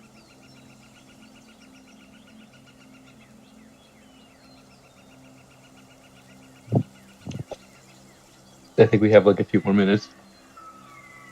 Honestly, if you make that tea kind of a drink, you should call it diet tea. I was trying to think of something funnier than just diarrhea, but that's all I can come up with off the top of my head. I know, I think you and Gorbin should go into business. Gorbin got those boozy shrooms and you got the tea. Be perfect. I mean, we've got. I assume Corbin's a brewer, right? He actually makes some stuff. Yeah, between you and Grunge, we have a brewer, an alchemist, and a poisoner. To be fair, I think Gorbin also qualifies as a poisoner because while he wasn't, although unintentionally. I say, aren't you glad you got the Poison the Moon party member to test this stuff on? Yeah. It tastes funny, but I don't feel it. Right until someone makes poison immunity bypassing poison. Oh my goodness, and that'd be like god tier poison. I mean, there are other immunity bypassing stuff exists. Like I know there's elemental immunity bypassing, so I wouldn't be surprised if there's one for poison immunity. Sure, I I've mean, seen- there's all kinds of things that just like that say like, hey, this bypasses immunity straight up. There's all kinds of abilities and like powerful magical artifacts and such that do that kind of thing.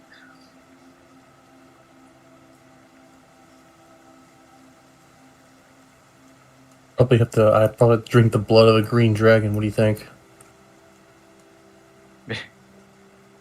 That might do it. You know, I mean, if it's a sufficiently like old enough green dragon.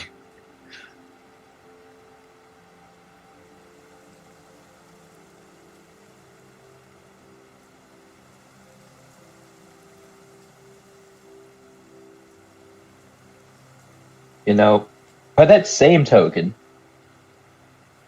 I serve the spider god. The spider god might have poison that bypasses poison immunity.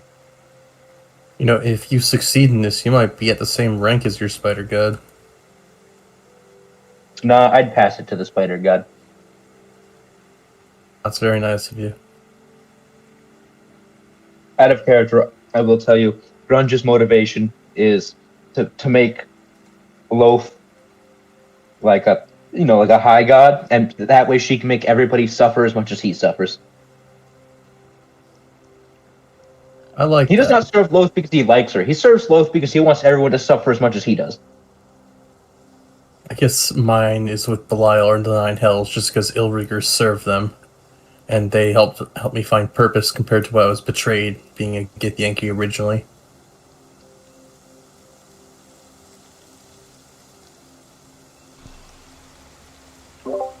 All right. Is everybody back? I'm here. Yep. All right. Huzzah. Grinch?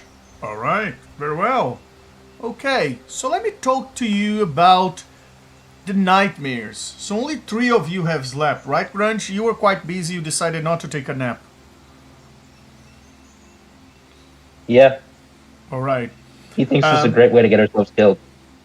You've noticed that Irena also made a hammock and on a couple of trees nearby. That was actually a physical hammock that she wrapped around the trees, and she also took a nap on a hammock, just like Malefactor. Well, that's something they have in common. And for those of you who had a nap, let's start with Malefactor. Malefactor, roll a d10 for me, please.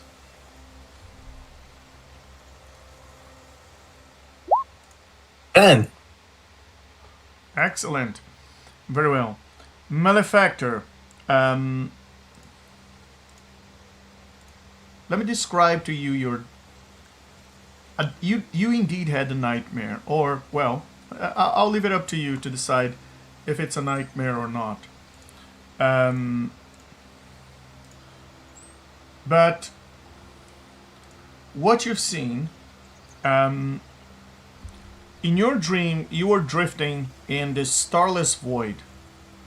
Remind you of the Astro Sea, where, your kind comes from.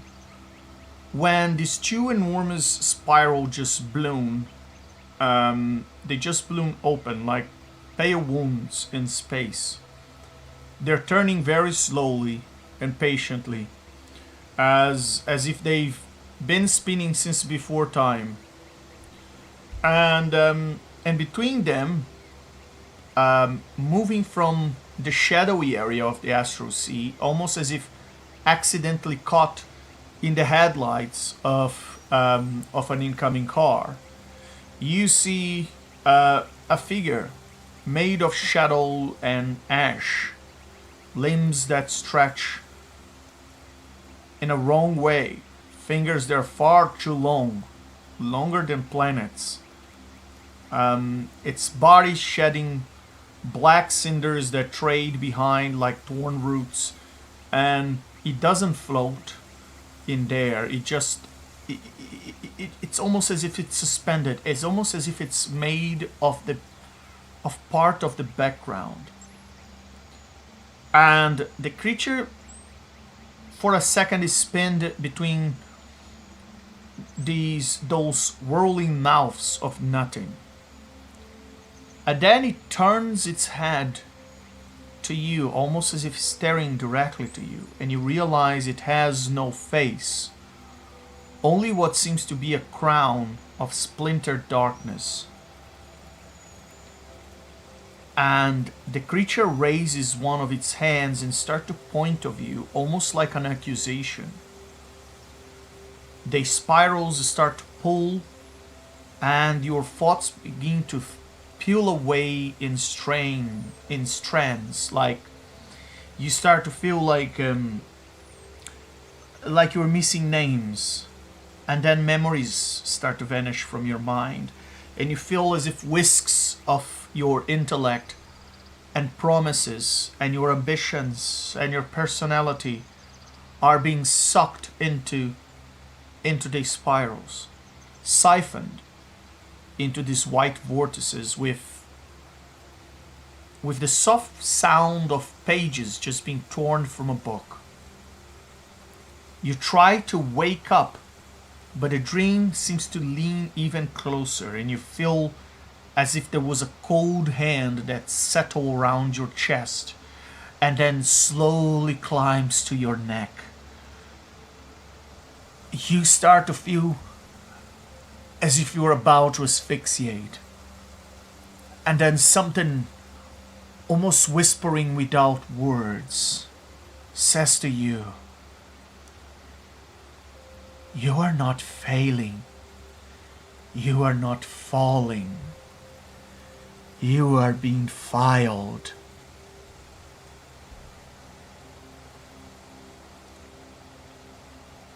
Almost as if you're about to have a heart attack, you wake up again to the sound of the roaring waterfall and the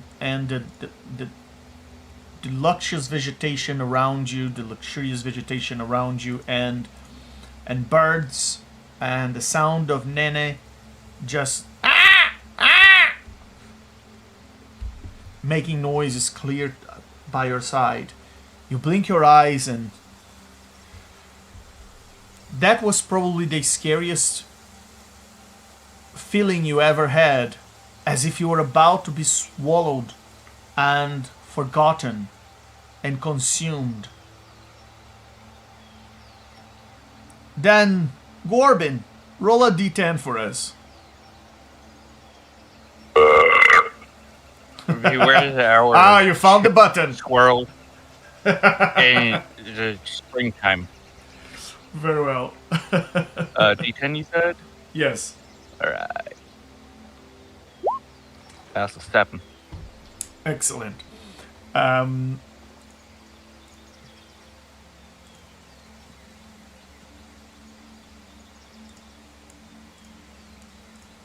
Gorbin, to you, the dream seems to linger. A little bit longer to appear. But when it does, it's quite the nightmare. First, you open your eyes and you are standing in a field of ash, under a sky that's kind of trying to remember what stars are. And there are three vast mouths that rise from the horizon, like living dunes. They are smooth and faceless, and they look like endless throats with a glowing cyclopic ember red eye burning deep inside them. The air starts to taste like iron, and you hear old prayers in the background. One of the shapes bends close, and with fingers like charred roots just pinches a tiny black sun between its thumb and its forefinger. It glows brighter as if it's held up to you, not with heat, but it seems like judgment, as if the thing is checking whether your soul casts a shadow. The mouths don't speak, but they start to inhale. And they start to inhale the light from the glow, and they start to inhale you. You feel your memories start to lift off, and you, just like smoke, start to spiraling towards those red points of light. You thought they were eyes, but perhaps they were mouths. When you try to scream, your voice comes out almost like sparks. And you start to feel sick. And as if whatever exists from you, you were about to hurl up your soul and everything that makes you you. And eventually,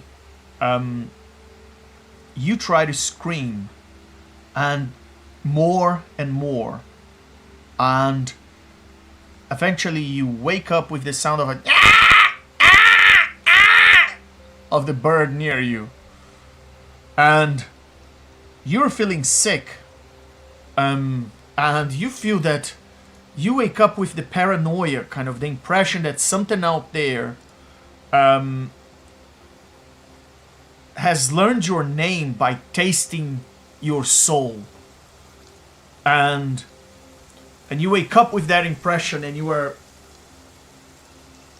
back to the roaring waterfall and the sounds of the birds and the vegetation near you. You open your eye, and well, like your first thought is that it's probably the boozy shrooms giving you some pretty strange nightmares.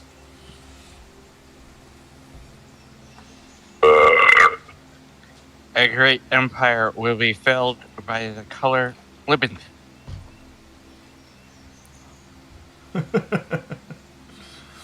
Someone should be taking notes of this. These prophecies will likely come true.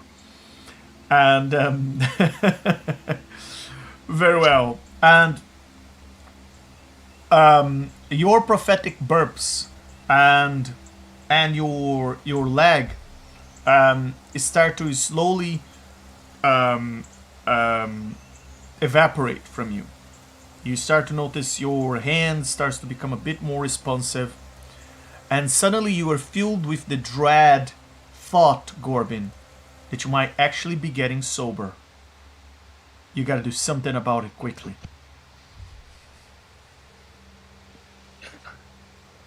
Okay. Oh, that's a dangerous prospect. Alright, he's gonna pull from one of his pockets a bottle of Gorbin's special brew and take several hearty swigs. What's the DC save to see if I am blinded by that? Is that also based on my spell save? Or No. my spell DC? Was it created by you? Were the drinks created by you? The Gorbin special brew is, yeah. Oh yes, It's basically the just Gorbin straight special brew. ethanol. Oh, okay, yes. Then you gotta roll. Yes, it's your spell DC because you're the one who created.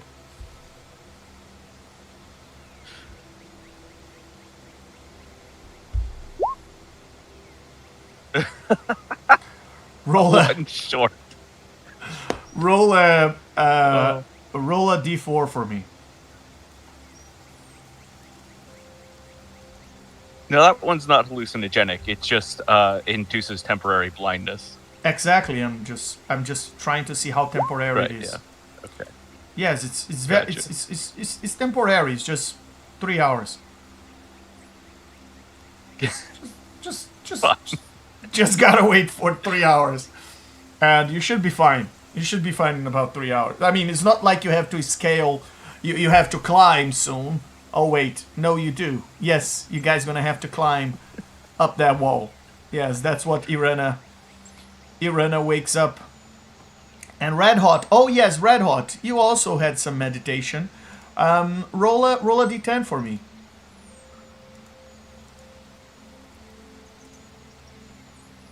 Right, I don't like rolling from roll 20, but I'll do it. This Very time. well.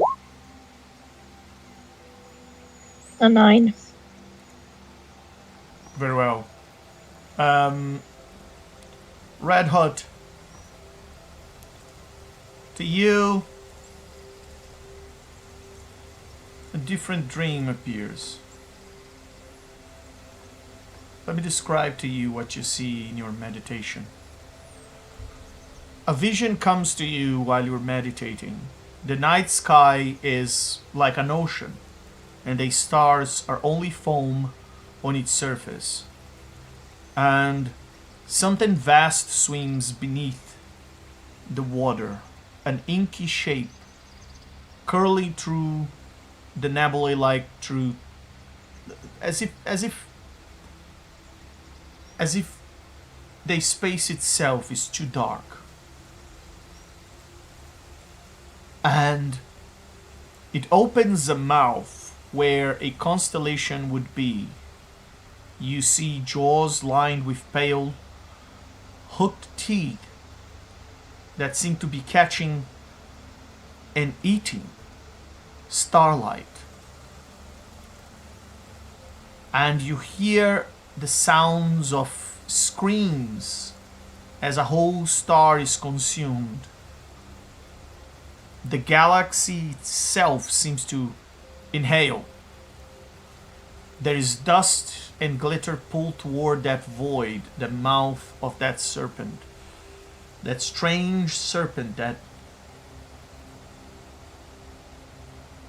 seems to have a dislocated jaw with centipede legs across its entire body. And you feel your own breath being tugged out of your lungs, almost as if in sympathy to the screams you hear coming from the galaxy being swallowed. And for a moment you see yourself from very far, a tiny spark on a tiny world, floating on the edge of that hungry, swirling creature. Then the mouth yawns wider, and the stars that are near you start to go one by one, sucked into this mouth and its jaw and turned into darkness. And just like candles pitch between fingers, suddenly you can see, and you feel that you are being swallowed as well. You feel the coldness and the awareness of your final moments just flooding your body up and down. You feel this ancient creature that's been feeding for eons, consuming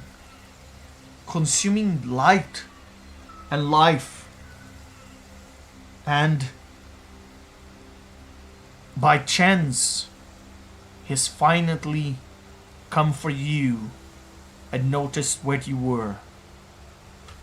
You snap out of it, and you are back to the roaring waterfall.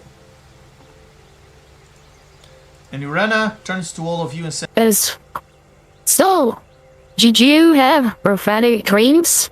I talked to my grandma in mine. What did you dream about?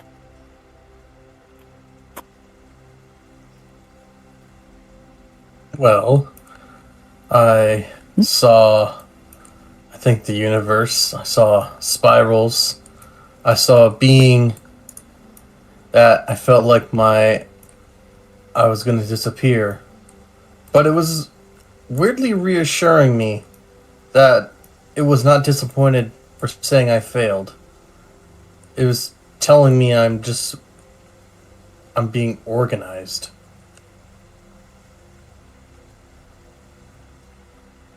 I dreamed about having too much to eat. Interesting. Not what I was expecting. How about you, lady?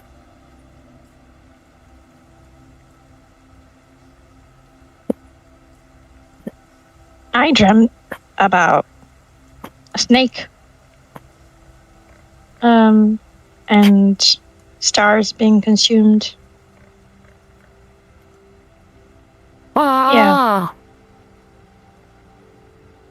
None of you dreamt about where the cave is? Well, I thought that was your thing to dream about now.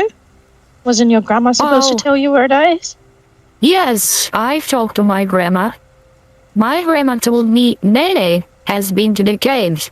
So Nene is going to tell us where the cave is. Right, Nene? Right.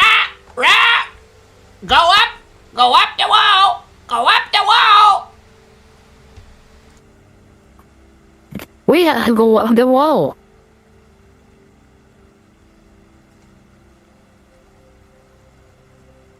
All right. Well, for a first time, not bad. I can't believe you guys Right. dream this stuff every day.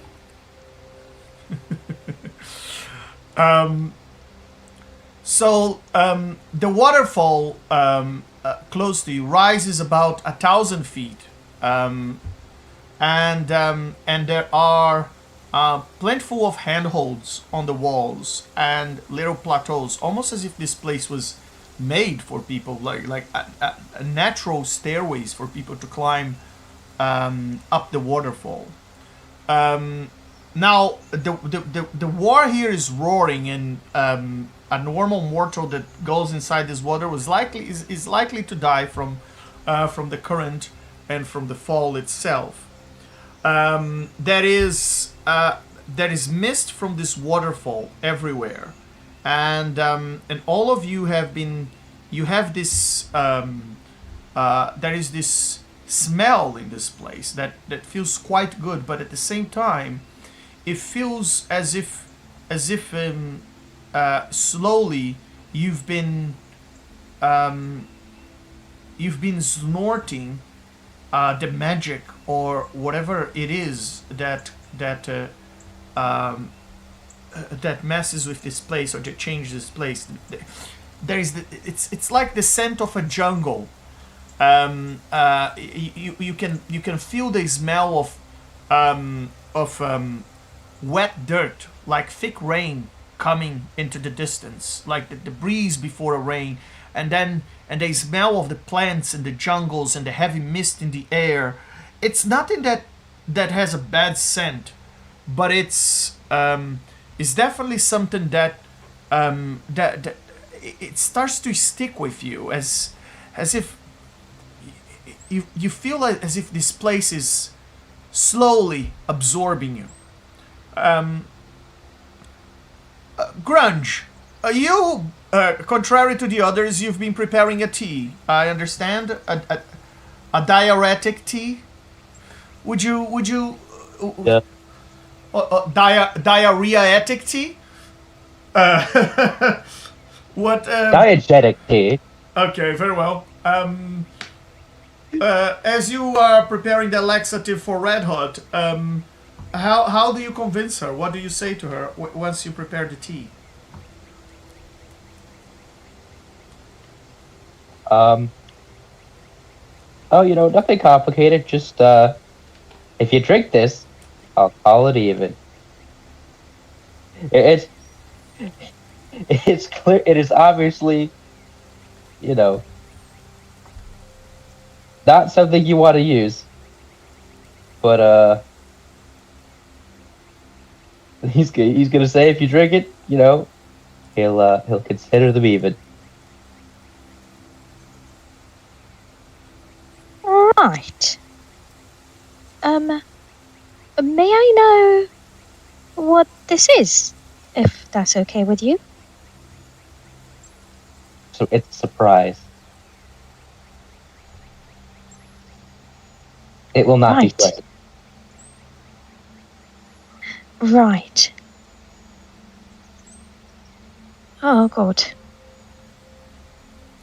Do you drink it?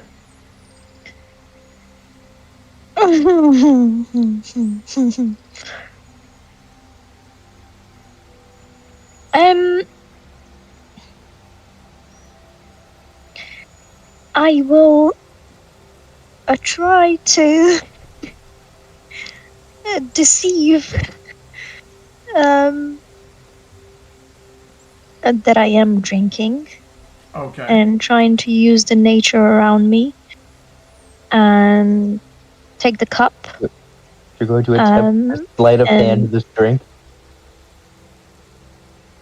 I'm gonna try to basically dump it in the water before I down Very it well. or very well. pretend to down it. Very well. Roll a Would it sleight of be- hand, and the grunge roll perception. And oh my God. I'll use Not a happening. lucky point. I'm so sorry. Oh no! Nope, that's nat 20. It's not happening. It's not happening. Damn. You get your inspiration back, grunge. Yeah. Hooray! I've gained it back after using it to save all that money. And Red Hot, roll. What did you roll for your Lay of Hand? Gotta be a nat 20 to beat that. Well, I'm thinking if it's okay.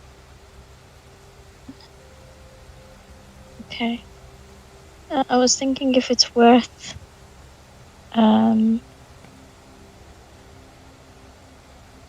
it's not a saving throw, is it? No.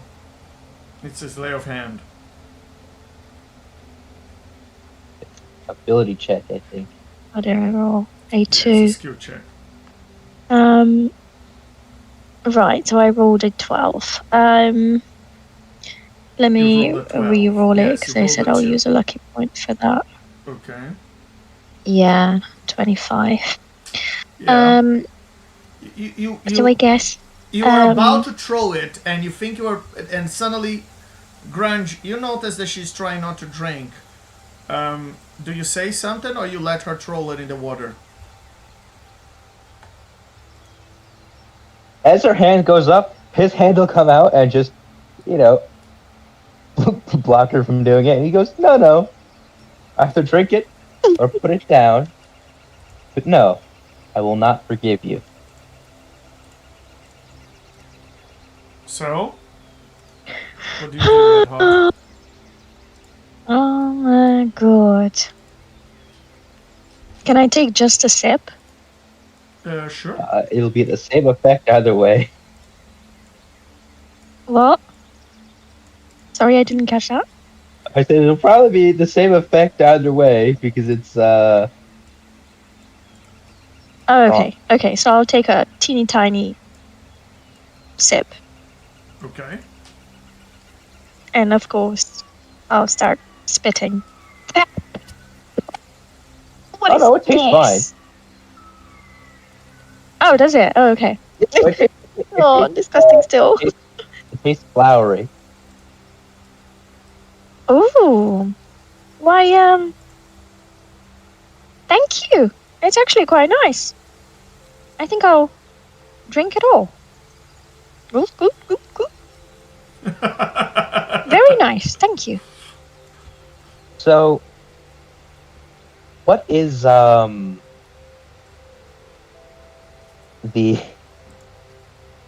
role for how Was this good a reward, by the way? Was this meant to be a of a- reward?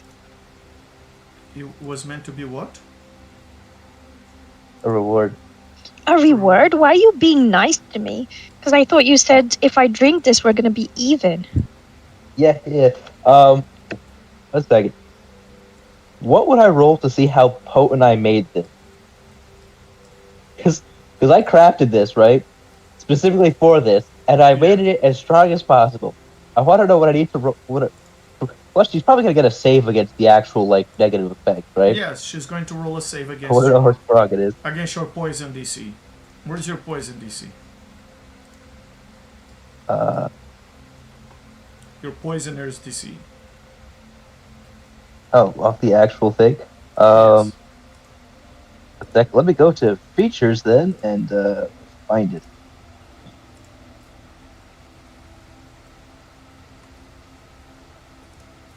$20.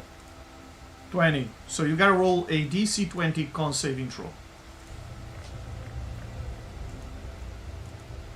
A con saving throw. Yeah. Do I have advantage on con saves? Only for concentration checks, as far as I remember. Sorry, I should know this. I do, right? I have advantage. Okay. For concentration, not for constitution. Yeah. Oh, I see. Okay. Well, yeah, I failed. You failed. Red Hot, would you like to describe to us the effects of this diarrhea tea and how would your character behave in front of, this person, this guy you never know, and then Gorbin and Malefactor and Grunge? How would you keep your face straight when you realize that you are about to vomit out the wrong end, or there is an upside down volcano eruption coming from your guts? Is this meant to be poison or something, or what? Yes. What is it? Yes, it is poison. I have resistance to poison. Does You that have make resistance anything? Does that to do poison anything? damage. That is the poisoned condition. That's the damage. Yeah. This isn't dealing you any damage. It's just Okay, so this is different. Yes. It's just I'm immune to a that. very, very important very strong laxative. I mean, what can I say? Let me just. of the explosive variety. So, is it happening like straight away? Oh yeah, no, you have should put probably it down. You have probably a few milliseconds to. I'll give you one reaction or one. Okay. What So, would you like to do? Let me put it this way, because I'm so close to the water. I guess the only reaction that I would have is to, like, go down as if you would sit on a toilet position kind of thing and pull my trousers down. So at least I don't get them dirty and, Very well. make the party enjoy the smell of me around them. And Wow. yeah. Wow. So I guess you're just gonna see a volcano erupting, kind of. I'm sorry, I'm depicting too much. I'm gonna stop there. I guess you got the idea. Very well. You see, this is why you never want to put necromantic tomes down your pants, because it causes all kinds of problems inside you. Corbin, you're looking the wrong way. Yeah. Terrible. I thought it's that way. I'm not looking, but I got some nose, and I can smell it, and I got ears, and I can hear it, and it's not good. That's the sound of too much dark magic all up in your insides. It's no good. I will say, What happened? I could have turned a little bit to the left. To the right, pardon. Very well. As If you So get what I mean, grunge. I'm very sorry. well, as she's a grunge, as you I start guess to I'm regret, embarrassed. as- That grunge. Very well, grunge, as you start to regret your decision to turn Red Hot into let's say a hydrant of improvise explosive device. red hot volcanic sewage lava. You've realized that she managed to dodge the worst as she evacuates almost her bowels on that pool of oozy water. Now, as that hits the water, I have to ask both you and you, Grunge, and Red Hot to roll a dex saving throw. Is this for dodging? Yes, it is for dodging. I think I have a feat for that, right? Or a class feat? 25. They're like what's that? Do. Why does he need to dodge? Well, Because he's in the splash zone. I'll explain in a second. Okay, I rolled a 25. Very well. You see, folks, even gods, even the mythic creatures of the D&D multiverse, have sometimes to go to the loo. They're just like us. They're just like everybody else. Very well. Both of you rolled a 25. While you are hitting that oozy water with your jet of volcanic sewage, let's say your upside down dragon breath, the water reacts to it, and tendrils out of the surface of the water try to reach out and pull you in, and grab you and pull you in. Now, lucky both of you, you are dexterous enough to run. Although Red Hot, I cannot. I can only laugh off the image of you running with your pants down, just like a rocket trying to escape from tendrils. They're trying to keep it to the ground. Let's just say I see there are many leaves around there. Are quickly use some leaves to clean the area, and I'll pull my trousers up real quick. Oh boy, you definitely had some extra. You had some extra propulsion as you try to escape those tendrils, and with that, as you reach the top of the stairs, escaping the tendrils, you've noticed the face of Irana as she's shocked, and she says,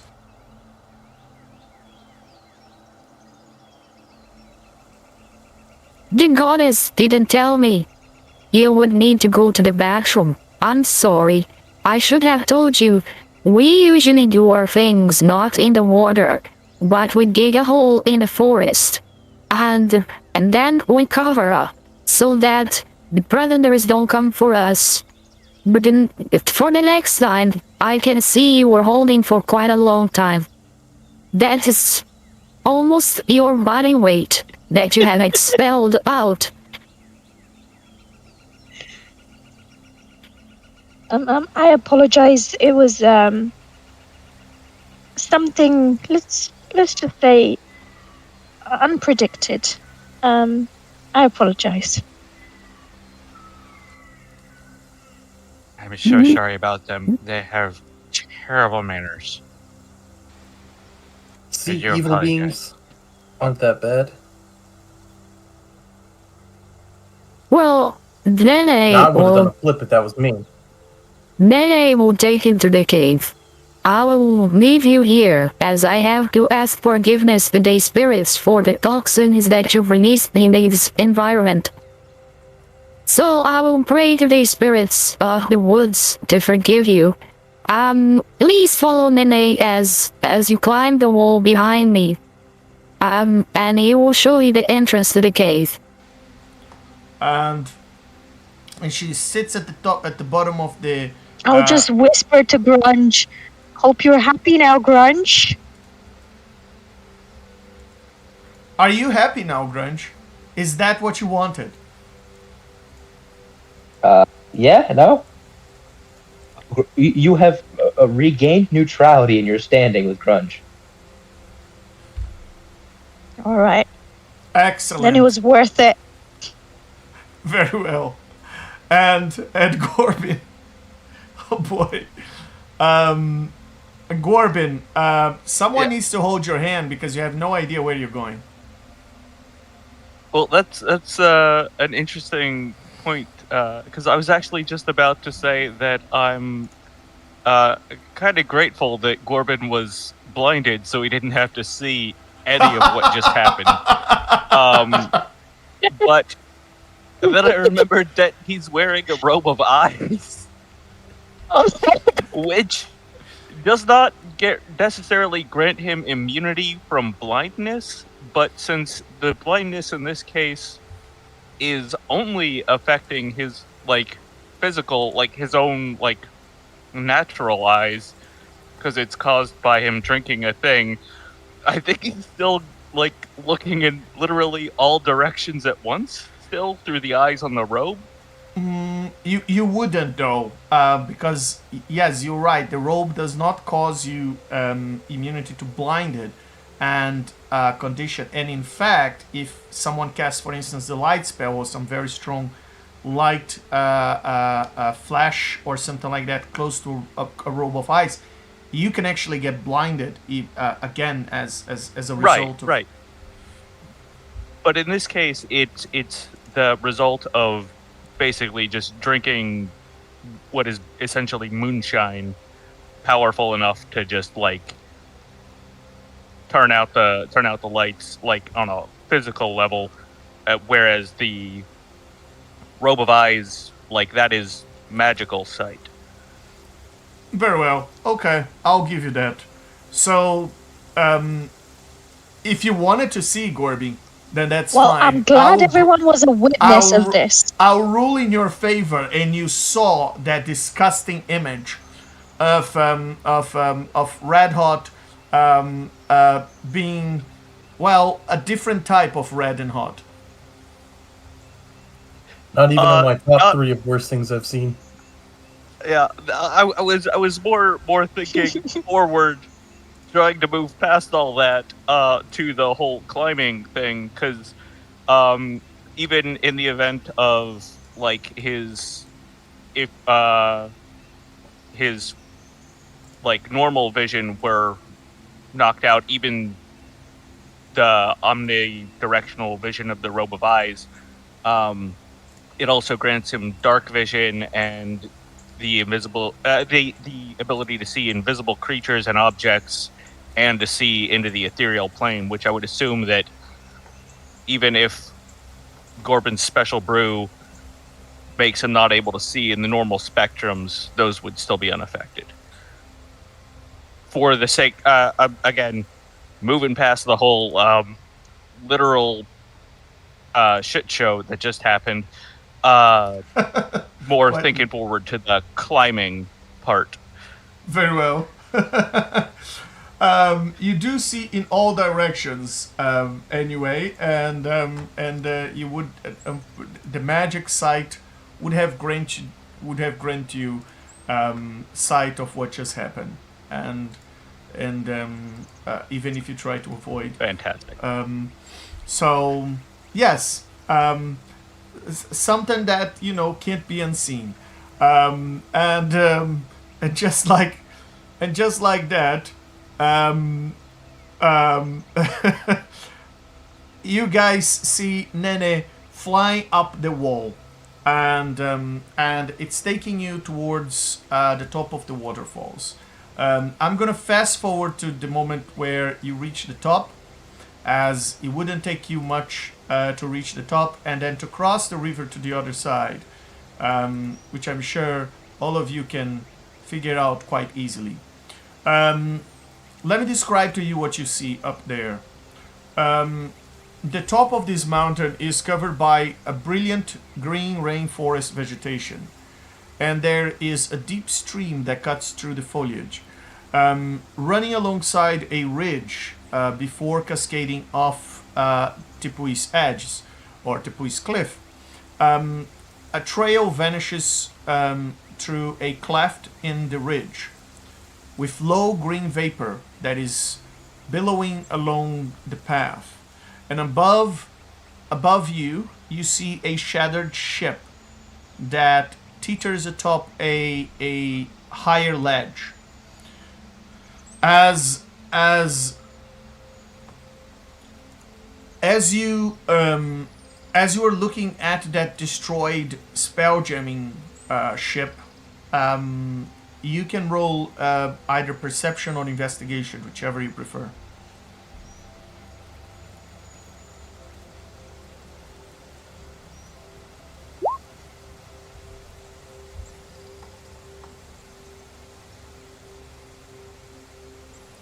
One moment. For some reason, this is...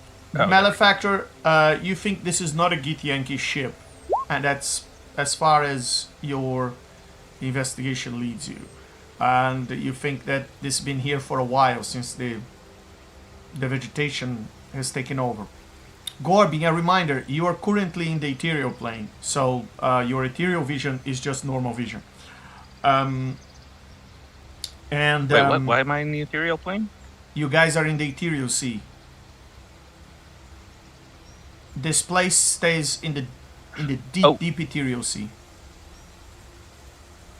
Right, but I have advantage on any perception check based on vision.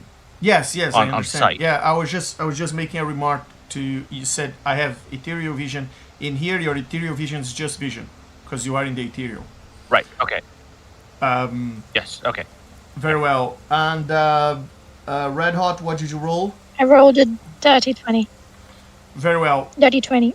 As you look around, you notice on the cask of that ship, and Nene is guiding you into the green mist to turn right into the green billowing mist, and you hear it saying, Right here. and as you're all following the creature, you can and approaching the ship hull, you've noticed that there are marks of claws all around the ship hull, and they seem to be quite recent actually.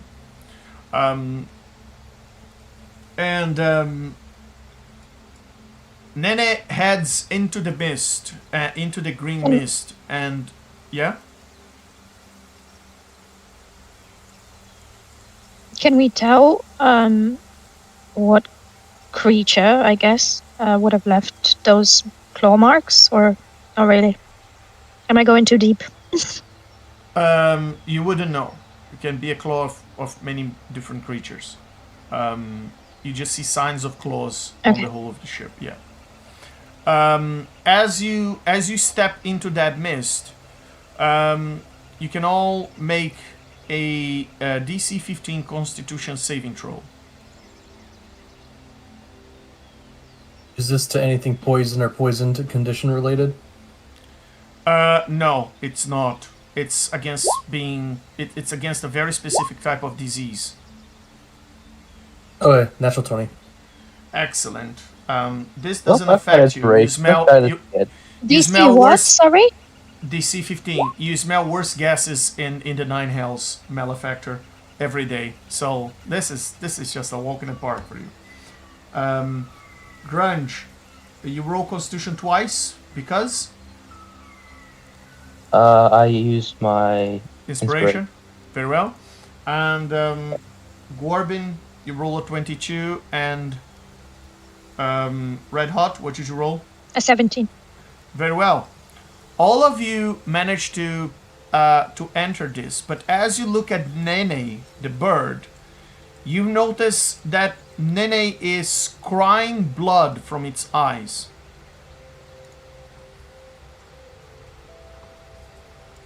And the creature continues. You're right, Nene. Follow me. And the creature flies deep into the green gas mist.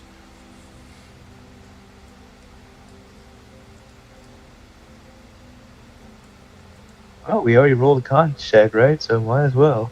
I Yeah. hate this smell, but I know we have to get to the cave. And Gorbin, despite you are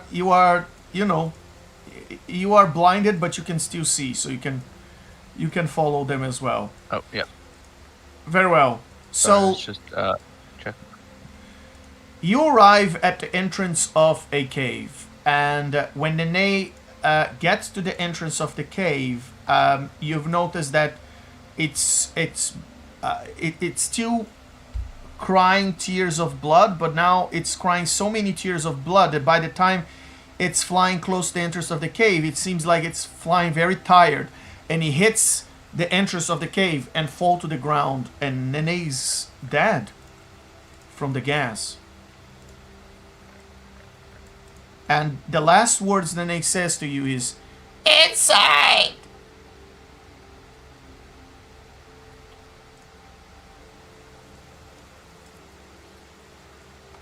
Now, is this all the way dead or still dying? it's pretty much dead, yeah. It's not even moving, but you can try and do something about it. After all, you are a cleric.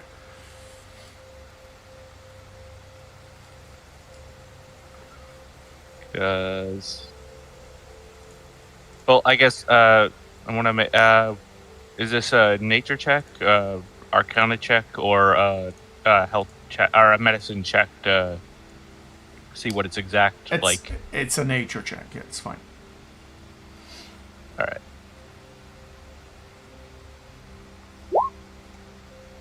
23. Yeah, you think the creature is it has died. It's dying now. The last breath it's leaving its body. The body's still warm though, so you could still do something about it. I mean, if it's still got a single breath in it, then yeah. Corbin's gonna go ahead, dip his hands in his mug, put it on the bird's chest, and magic, glowy, warm vibes radiate out from his hand, and heal. As you heal, Nene just jumps and starts to fly. Bang! Bang! Death! Inside! Inside! Bye! Bye! And he flies away. And as it flies away, I'm gonna call after it. You're better now. And cast what is it? Healing word. As it flies away. On who? On the bird? Yeah, on the bird. Wow, you could have healed the elephant with that amount of healing. I know, right? Where is that elephant? I assume still locked up in that celestial temple. We gotta go get it out at some point.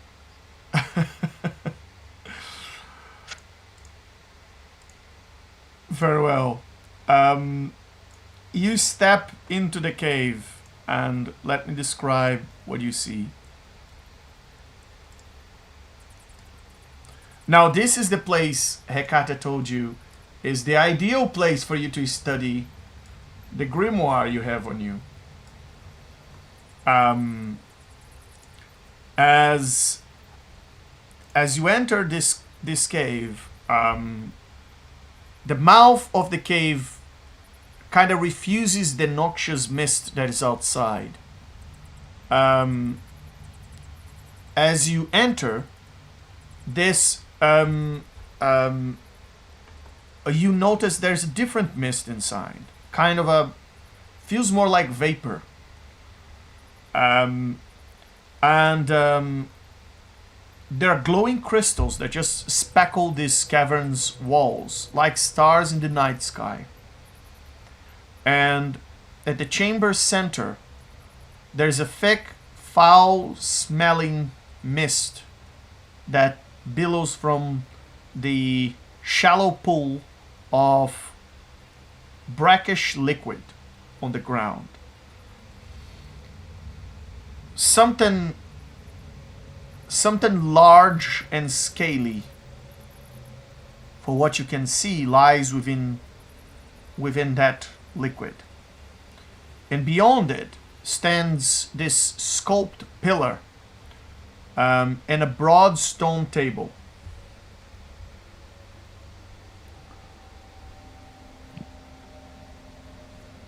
Well, the accommodations don't look too bad in here. At least they got a table for us.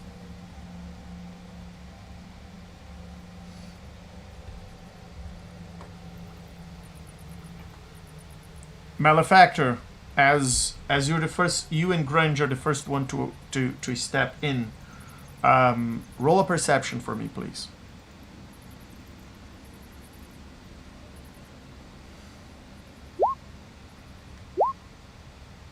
Very well. Grunge, you are the first one to notice. First of all, you notice that the pool in the middle is the source of this tainted mist. There seems to be a fresher air that blows from deeper in the cavern. And it's kind of blowing the mist outside of the cave.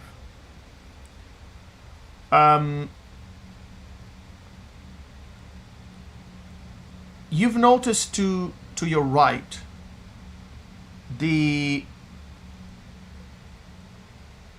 that is this almost illusory veil of mist, and as you move your hands around, it's like a curtain. And behind that curtain, you see something. There is, as you get closer, you see several sleeping mats in a circle. There's an empty fire pit. It's like a little small cave. That is a modest altar that sits with a stone censer and several sticks of incense yet unlit. And it seems someone came here first and prepared kind of a little accommodation for you in this little cave.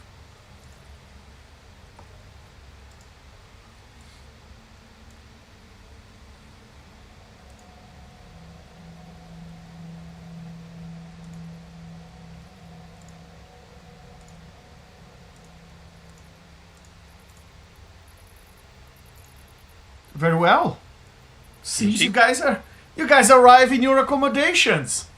So, what now, guys? What's the plan? Who's starting to read the book first?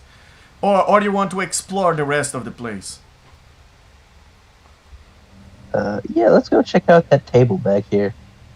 I'll go explore the table.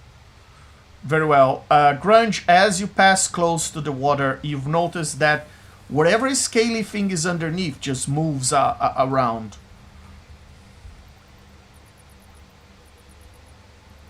And in here, all of you suddenly have a flash, and you're under the impression that you see something in the mists, like one of those whistlers things. And then you blink your eye and it's no longer there. Malefactor, Red Hot, you can both roll perception for me, please.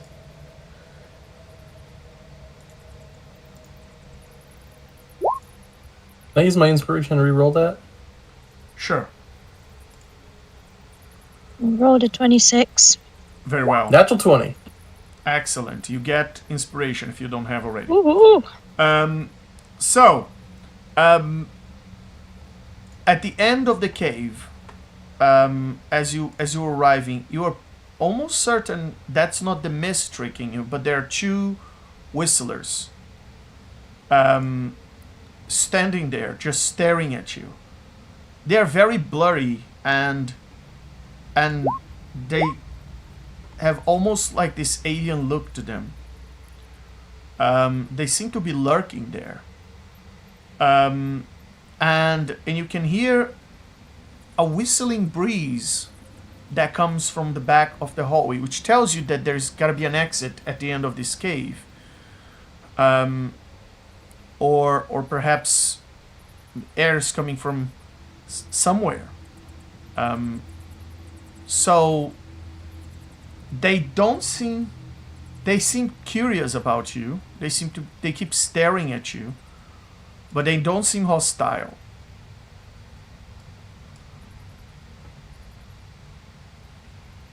And Gorbin, you can roll perception, but because you are half blind, I'm just gonna. You're not gonna roll with advantage. Just roll normal.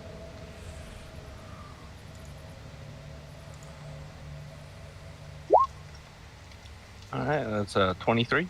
Very well. All right. So Gorbin, as you are looking around in this, you've noticed that as you're looking at the walls and looking at this room, you notice there's a segment of the stone wall behind the altar that seems to be marked as if it could be shifted aside, like a stone cut. And that's the Oops, that's not what I'm trying to do. That's the that's this area over here. No, that it is the area over here. Oh, in the okay, Yeah. gotcha. All right. I think I'm gonna wander in and give that a nudge. Very well. You think Press there's on it. got to be a lever or some sort of mechanism around, but you don't see anything. There's nothing too obvious. Can I investigate that? Yeah. Just take a closer look. Oh wow, never mind. Nope. You have didn't no find idea nothing. how this works, Gorbin. You are clueless. You're pretty sure that that's a door, but you have no idea how to open.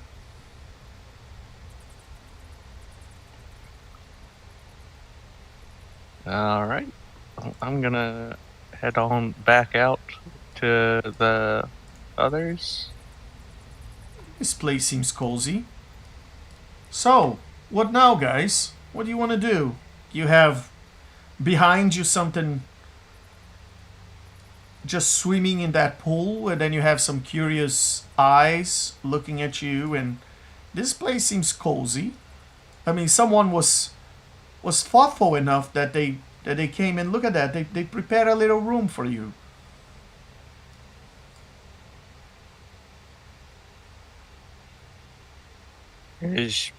Is very nice to have some decent accommodations for a change.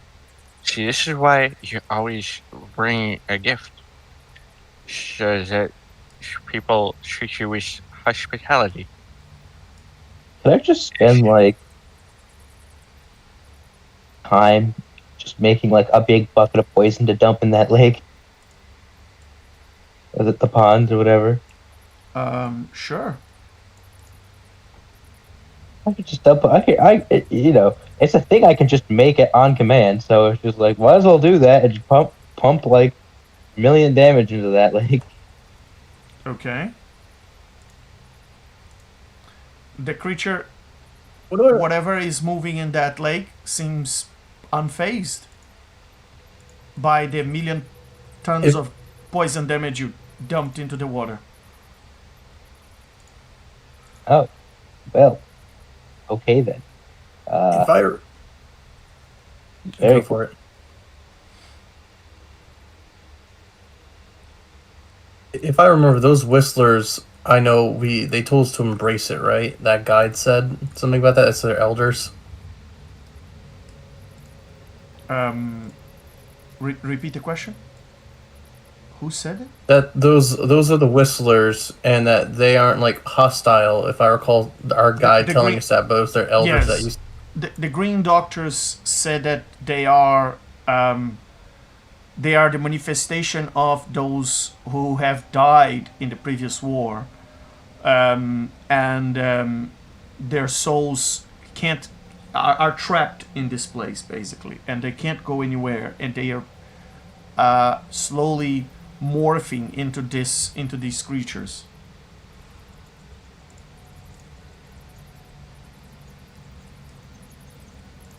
And Alexia says, "Well, do we want to get acquainted first, or should we go read that book now? I don't see anything else that wants to kill us." You do feel a breeze coming from the back of this cave.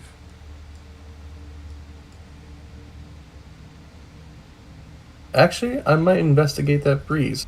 Anyone want to come with me? It's weird to feel air in here. Yeah, the breeze blows the Run will mist still out of camp join. while you do that. Grunge, Work on what did getting you say? proper camp set up.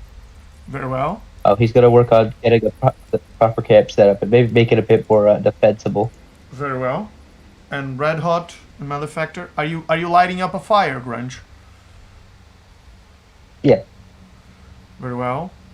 And Gorbin, what are you doing?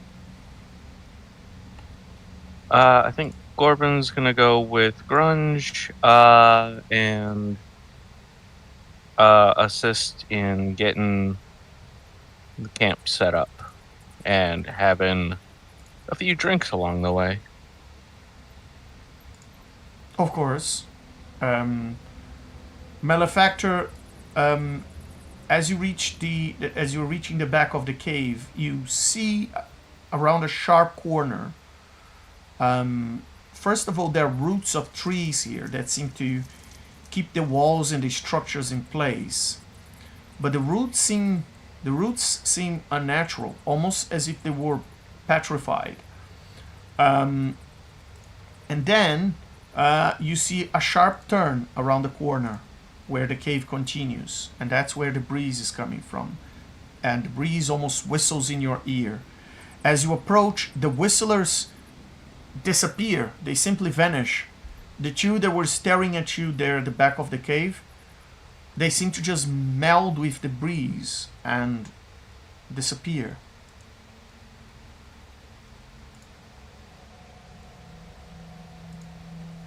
Well, our little friends disappeared, but I'm gonna explore this little part. Careful about the tree roots. And what do I see as I walk/climb over to here? You've noticed that there is a little path.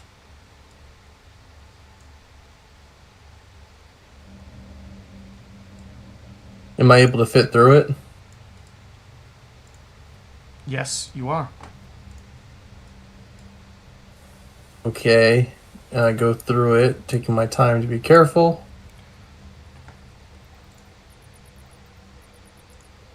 As you reach the other side, let me describe to you what you see.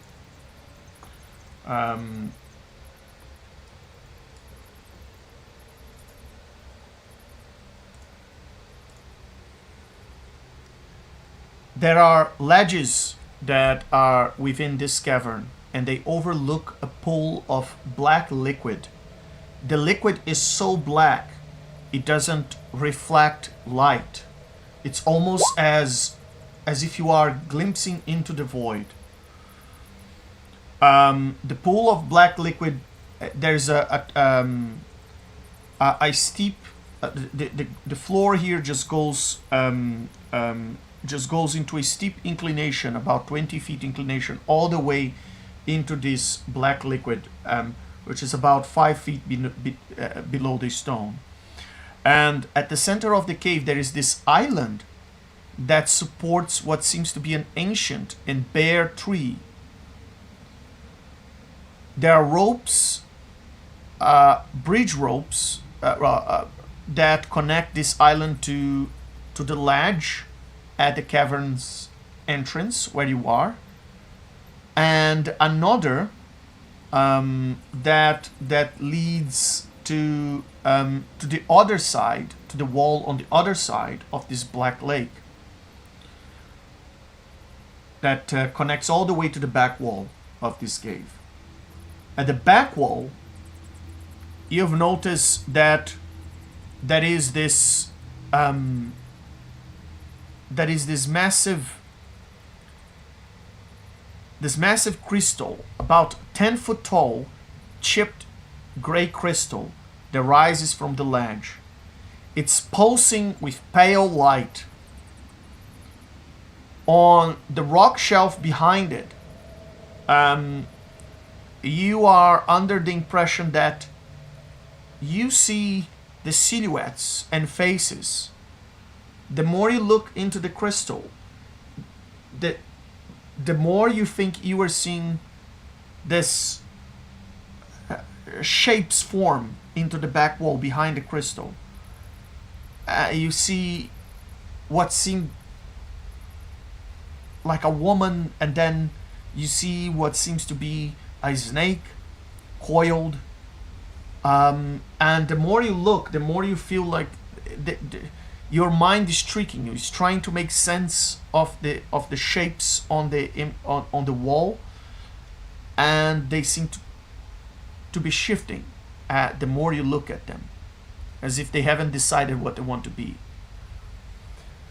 In the middle, the roots of this great bare limb tree, they wind through the flat top rock at the cavern center. And you've noticed that there are orchids bearing large white flowers that wrap around the tree, several of them. You think that this is the crystal that they had mentioned, as well as the ghost orchids. As you look at the flowers, you've noticed the crystalline glow, delicate crystalline glow around them, and they feel like as if they were made of glass or crystal. There is a pale glowing on the tree and almost a ghostly like glow to the tree and the flowers around. You and Red Hot can both roll a perception check, please.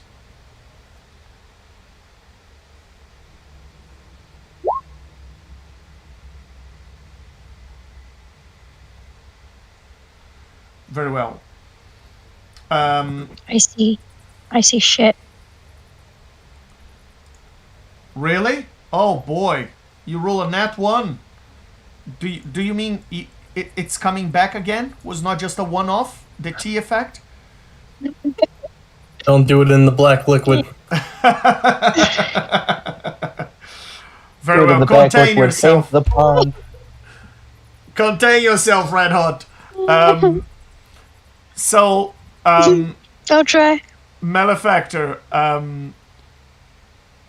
you've noticed that one of the orchids bear what seems to be a black seed pod and one white seed pod.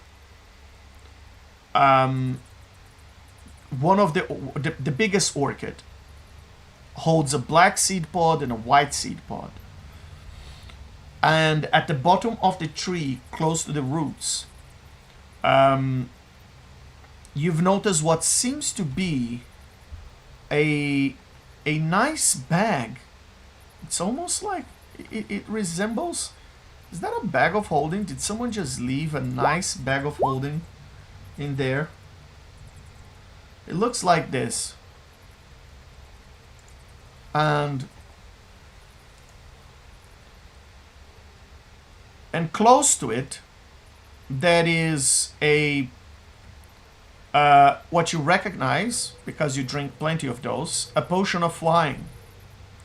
And then, I kid you not, because someone had a good sense of humor, that is a skull of what seems to be a bird, like a toucan, with a wax plug that seems to be like a container, and it's filled with a substance. And Malefactor, roll your investigation. Let's see if you can discover what that substance is, because I know that's one of your favorites. I don't know it. Why is it white? No idea what is inside the toucan skull. But that bag of holding looks really cool. Yeah.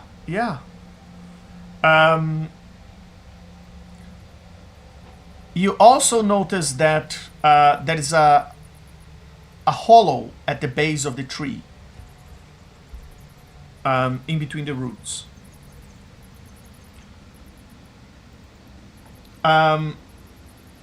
Malefactor, you've noticed also that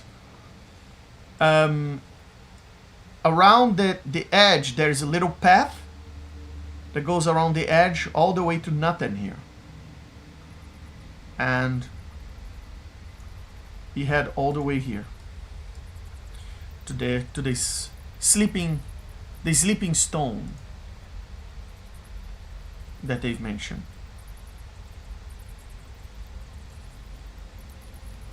And where did you say this bag and this toucan skull was too? Was it right over here? Here? So it's all at the roots of all the bag, and the other items you saw are at the roots of the tree. Alright, well, I will check the bridge for a second as I try to lightly stand on it. Do I feel like it's going to be stable? Yeah, it seems stable. I mean, you look beneath you and you are pretty sure that there's liquid there. But at the same time, the more you look into the liquid, the more it feels like you are looking into the intense void. I will stop staring at the liquid and just look straight towards the tree as I cross the bridge. Very well.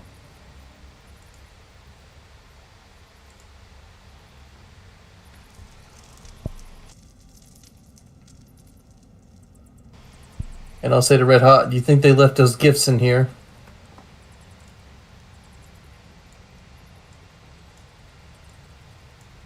Ooh. Let's check them out. Sure. Could I go over to that pouch and try to look inside to see if there's any cool things inside it? You mean the bag? Yeah, the bag of holding. Very well. As you open the bag, you've noticed that as it looks like a bag of holding.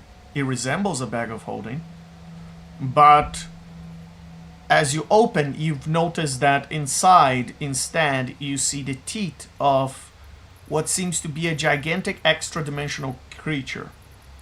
Like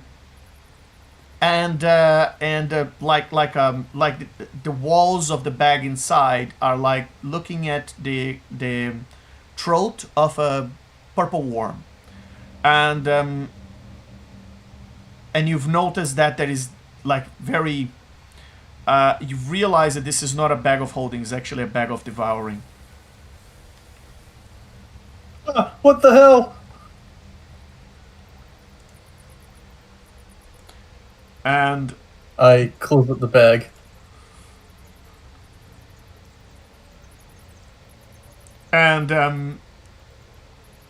As you check the hollow under the tree, you've noticed that there are 3 black opals. You think they're probably worth about 1,000 gold pieces each.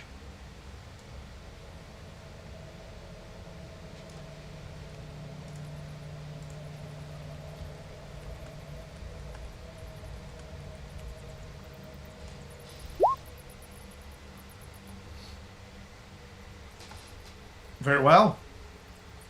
What would you like to do? It seems you guys are alone here. It's just a nice, you know, and they even left some gifts for you. Well, I'll take the bag of devouring, but I'm not going to put it anywhere else. I'm just going to put it to my side, just so I don't put it in another bag of holding. Very well. Put the bag of holding. Yeah, another bag of holding.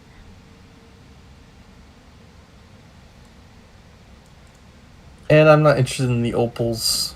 I already have a potion of flying, and that toucan skull, I think it'd be poor taste for me to grab that. Very well. You've yeah. Red Hot? I think Malefactor rolled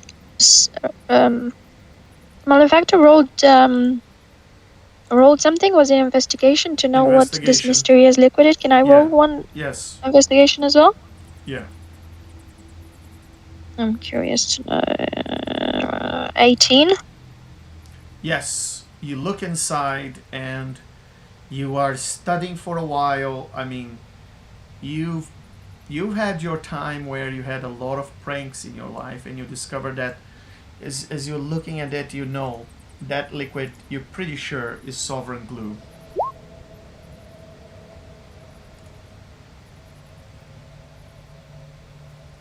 Oh, would you look at this? So, what can you do with sovereign glue? Well, it's a viscous and milky white substance that can form a permanent adhesive bond between 2 objects, any 2 objects, and it must be stored in some sort of special flask that is coated inside with a special type of oil called oil of slipperiness, because otherwise it just glue things, and it contains, let's see how many ounces yours contain. 7. contains 7. The first one is the one that counts. Don't know why I rolled twice. It contains 7 ounces of sovereign glue inside, and you can use 1 ounce to cover a 1 foot square surface. And the glue takes about 1 minute to set, and once it has done so, the bond create by it can be broken only if you either apply a universal solvent, an oil of etherealness, or a wish spell. Those are the only 3 ways of breaking the bond created by this. Ooh, Yes. interesting. Okay. So I guess I'll take whatever. And there is a player in this party Malefactor's not taking. that has used a sovereign glue several times in his player history. Sounded familiar. It's great stuff. Very well. Malefactor, as you approach the sleeping stone, first of all, roll a wisdom saving throw for me. 20. Very well. You feel sleepy, drowsy as you approach. Not enough to knock you off, but you feel like as if the shape of things and the outline of things start to get a bit more velvety, and everything looks comfortable, as if you could just lay down. Anything is soft enough that you could just lay down and take a nice nap. Red hot. Roll a wisdom saving throw.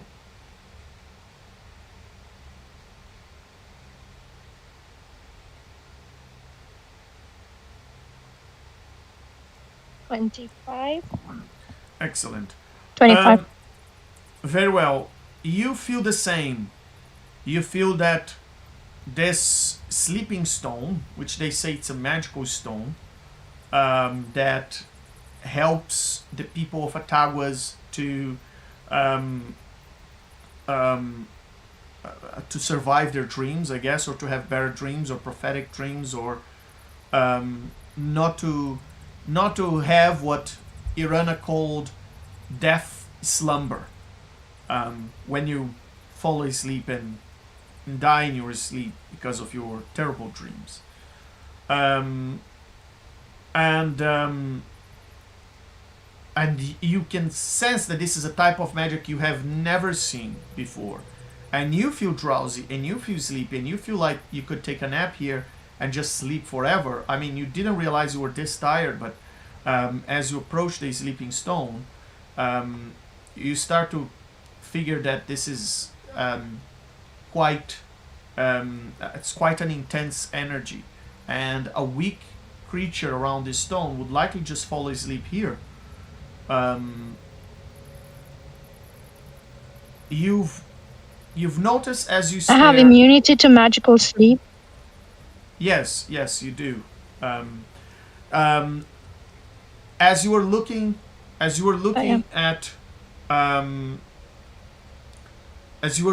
the back wall where the shapes and the light seems to play tricks on you, with almost like you start to feel as if the wall is cracking. The light starts to look in weird ways, as if the cracking on the wall was slightly expanding, or maybe it's just your impression, maybe it's just the light playing tricks on you. Let me ask, Grunge, Gorbin, what are you guys doing? I can see you light up a fire. Are you making dinner? What is happening over there?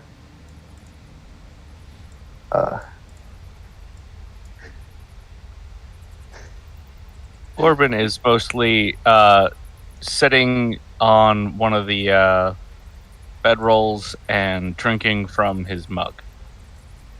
Grunge is trying to, air quotes, bond with Gorbins by offering him a bunch of different poisons to see which one he thinks tastes the best. Very well. All right. So how many Constitution rolls? Constitution saves am I rolling? We'll say 3. We won't make it a ridiculous number. We'll say he ought to do like 3 different poisons. Be like, which one do you think tastes the best? What's the DC on that? 20. What? Yeah, it's a All flat 20. He'll be fine. Oh no, he finally lost one. Oh no. It was nice knowing you. The first time we did this, you just ate all of it. Very well. That's 3 death saves. Kidding. Corbin, Oh, that's fantastic. you are definitely poisoned. And what are the effects of your poisons, Grunge, and what are their damage? First of all, I Uh, have advantage to avoid or end the poison condition. So I'd be testing out the new poisons So I to have avoid- because I If the it's whole to point of avoid, it- then you have advantage on all those 3 checks. Oh, okay. All right. Sorry, I should have rolled them with advantage then. Very well. Did not. No, think of that in advance. Okay, so the first All one. right. So the first one passes. Okay. That's a nat 20 on the second Very one. well. You passed that one as well.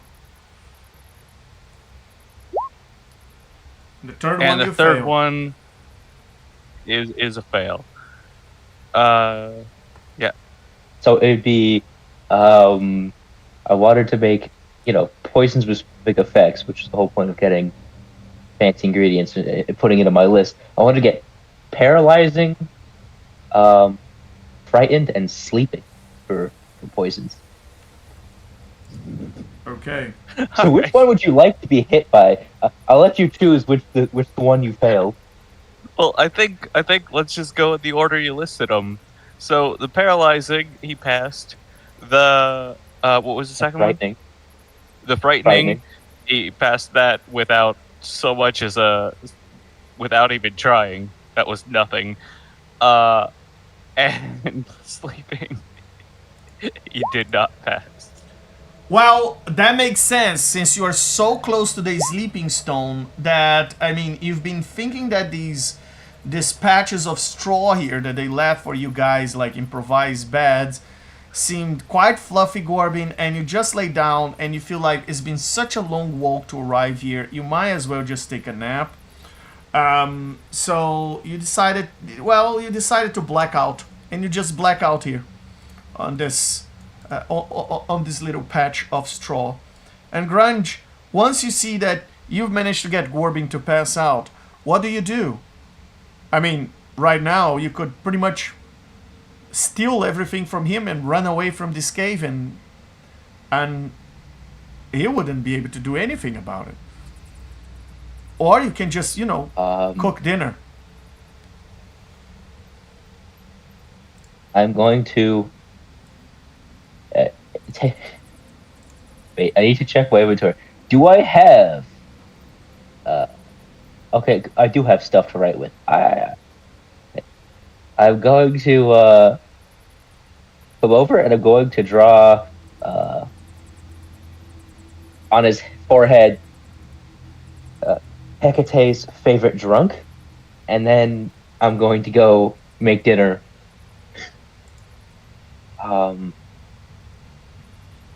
Poison dinner. And mildly Poison. Spicy. spicy. Yeah, spicy. On the scale, mildly poisoned is just the equivalent to like what is the spiciest pepper you can think of? Because that's what it is. It's I see. it is Like a super ghost pepper. super. It's super Lich Reaper. It's Lich Reaper pepper. It's or maybe super. Dragon pepper? A spiked spice dinner. Very well. Very well. Very spicy. Diabolically spicy. Very well. And while you were cooking spiked dinner for everybody, Red Hot and Malefactor, what else would you like to do in that cave? Are you crossing that bridge, approaching the crystal? What would you like to do? Are you going back? I'd probably back away. I'd probably back away. It makes me more tired. Sorry for the... I was gonna say, I don't think we want to be by that crystal red hot. I feel like I want to sleep, but we should probably check on the other two. And by Yeah, the you're way, right. We've been away for a bit. Let's go back. As you look around, you see no other exit to this cave, so you have no idea where that wind's coming from. That breeze, that whistling breeze. There doesn't seem to be an entrance to this cave. You look above you, and the ceiling is covering the crystals, just like everywhere else in this cave. I think it's coming from the liquid, but I'm just going to keep that to myself.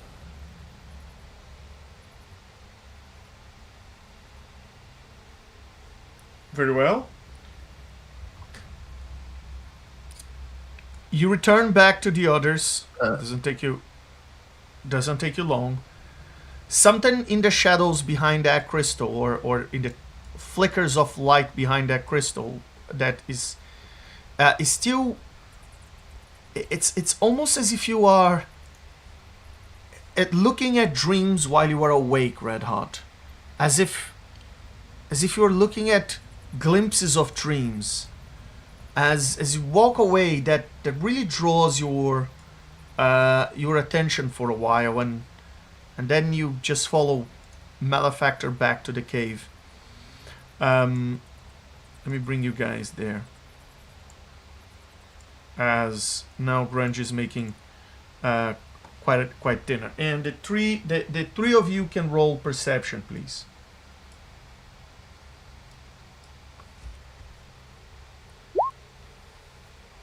I see that Gorbin is sleeping. Yes. 26. Very well. Both 23. you and Grunge notice that there's what seems to be a secret passage here. A secret door. You can roll investigation to determine how to open it.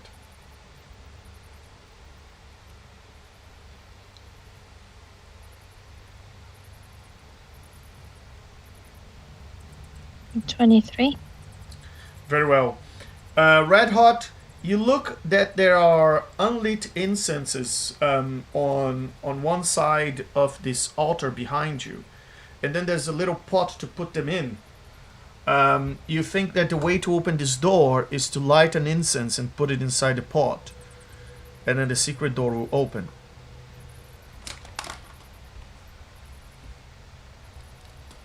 Okay, so then I grab that bowl with the incense and get it close to the fire and then I get close to the passage. And Yep. as you do so, the door opens, and on the other side, you see the tree. And Grunge, is the first time you get a glimpse of what is on the other side of this cave as well. As you open, that leads to that narrow passage you saw on the other side of the island. That goes all the way to the sleeping stone. Oh, would you look at that, Malefactor? Back to the big stone. Back to that room? Oh, well, that's good to know we have a second exit. Yeah. Little shortcut. Very well.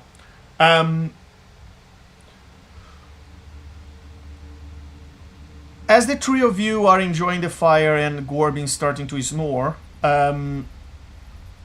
Red Hot, are you opening that book that you brought here to read?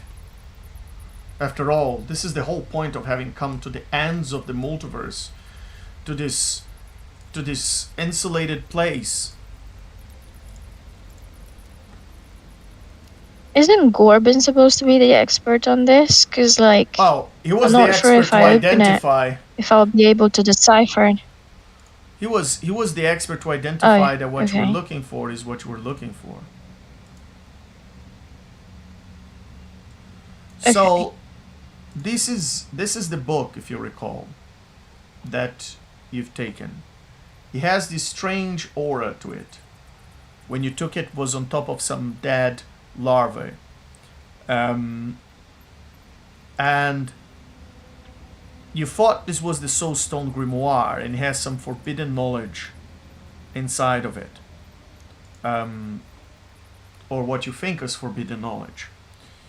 You've heard from Hecate and from Timora that the book displays different knowledge if they think the book displays different knowledge if you are in the multiverse or if you are in the far realm. And Hecate told you that this place has some sort of passage to the far realm. You haven't quite discovered how this works yet, or where this obvious passage to the far realm is. They say that there was, if you recall, there was some sort of magical item in here that would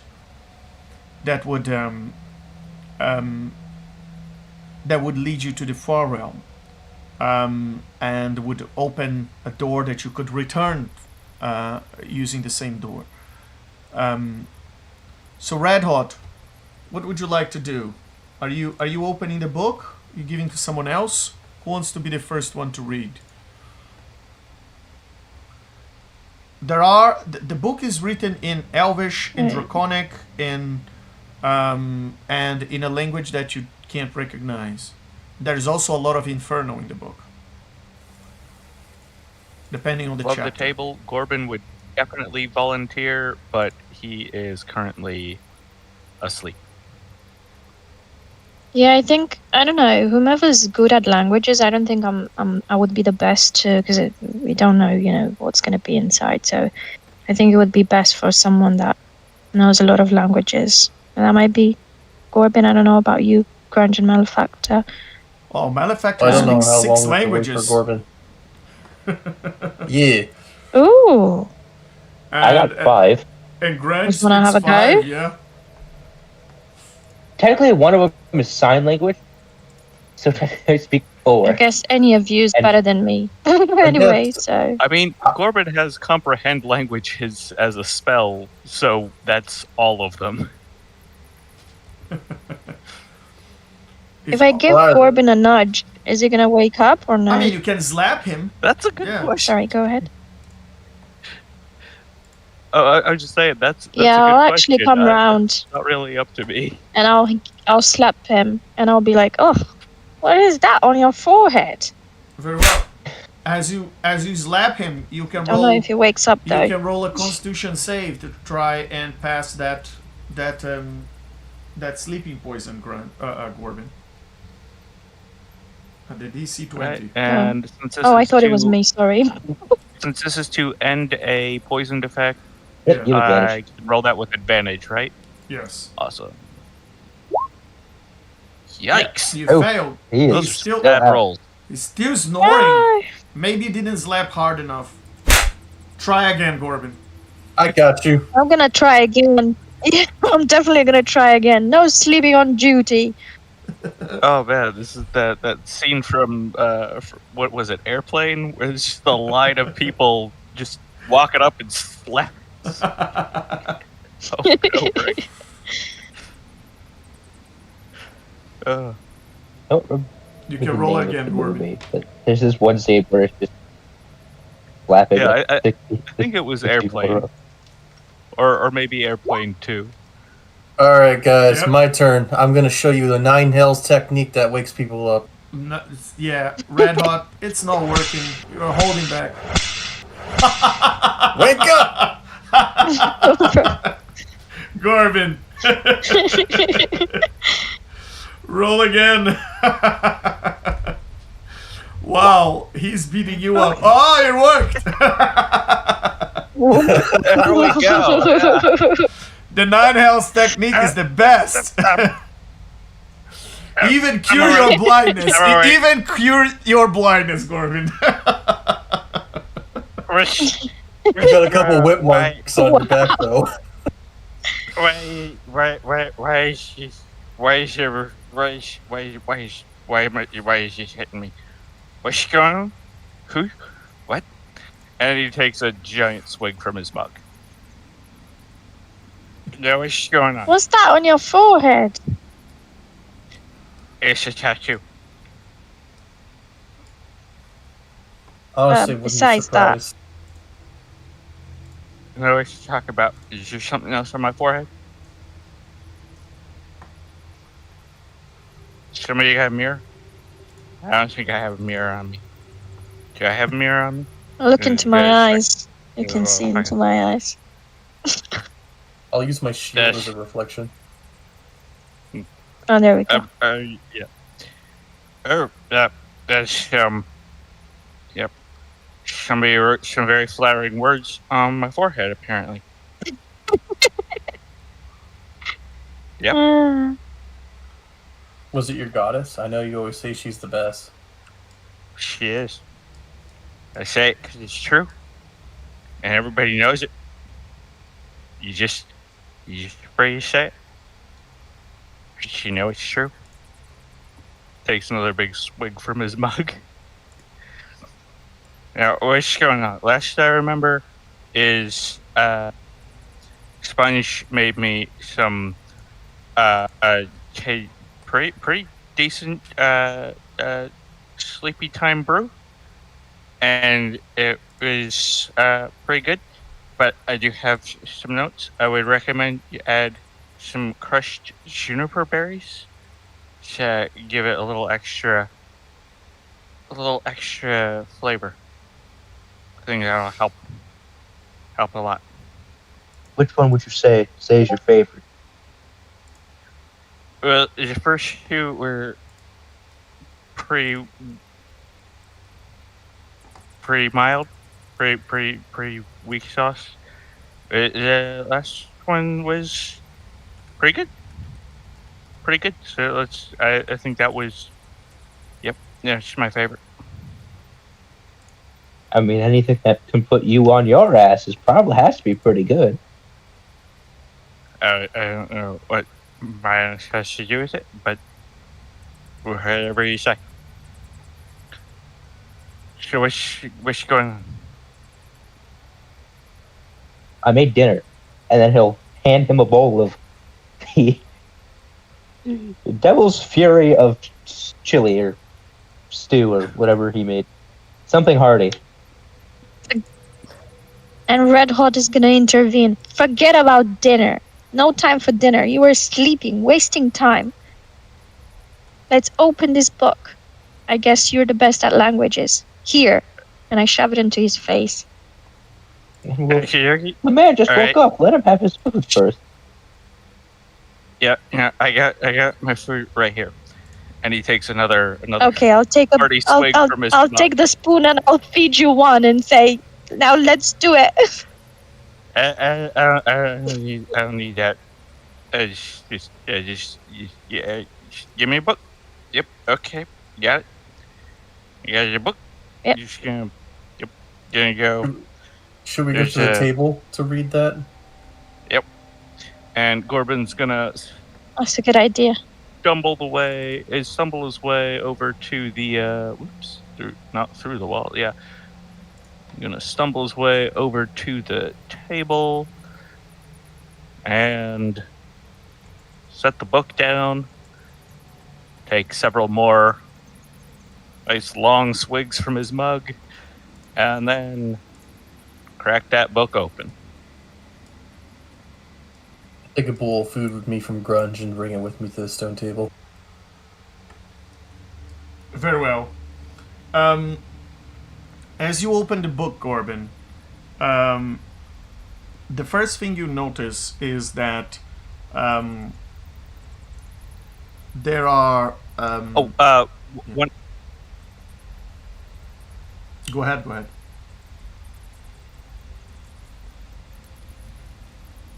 Gorbin, you cut off. Either you or me. Oh shoot! Sorry. I muted myself. Before he opens the book, he is going to cast Comprehend Languages. Very well. So, as you open and you cast Comprehend Languages, you've noticed several layers of writing in this book, as if there are several hidden layers, and while you can read the ones that are more to the top, you think you need some sort of special vision or special environment to read the deeper layers, or perhaps even a special type of anatomy, maybe. Roll an intelligence check as you are studying this book. Flat intelligence check. Just flat intelligence? Yes. Alright.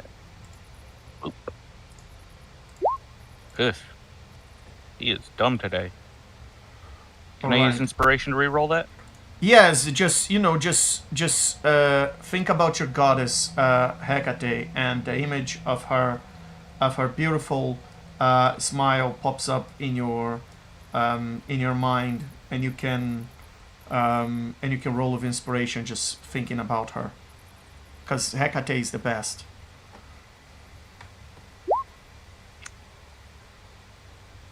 You're too distracted by her I'm gonna vision, stop Gorman. asking to.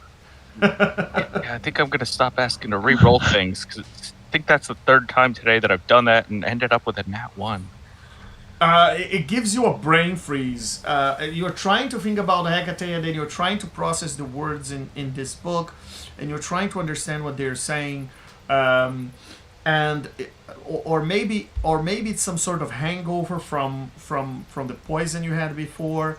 You've been mixing a lot of stuff, and sometimes they just don't bode well. Anyway, as you are trying to figure out what happened to this, what is going on in this book, you can't really make sense. I mean, you were understanding the literal meaning of the words, but you're not making sense of what the book is saying, at least not in this chapter. And again, as you look, it feels like everything is written over the previous layer of writing.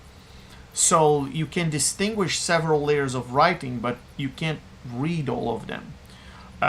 So that's giving you a sort of almost a headache at this moment.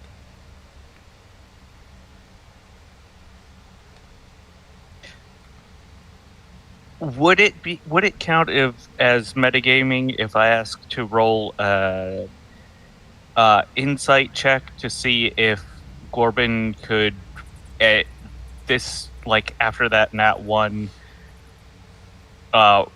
figure out that teleporting in the astral, or in the far realm, transported him to different layers of reality, and that would be a thing that might be relevant to this situation? It's something you could do with your passive investigation, your passive insight. So yeah, if the idea comes to his mind, by all means, you can try. All right. So that's just oh wait, how do I roll passive insight as opposed to just insight? You don't. Just roll It's insight? passive. Just what do you want to okay. do? Oh, Just describe your action.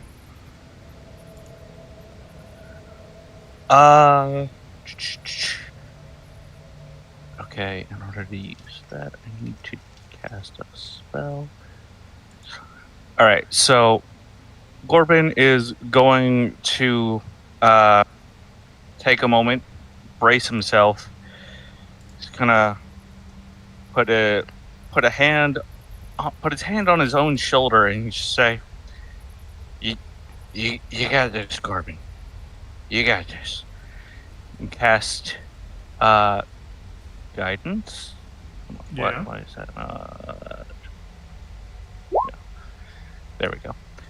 And as he does so, he is going to blink step like a foot to the side. Very well. As you blink step, Gorbin, you open your eyes after the blink step, and what you see in front of you, let me describe to you.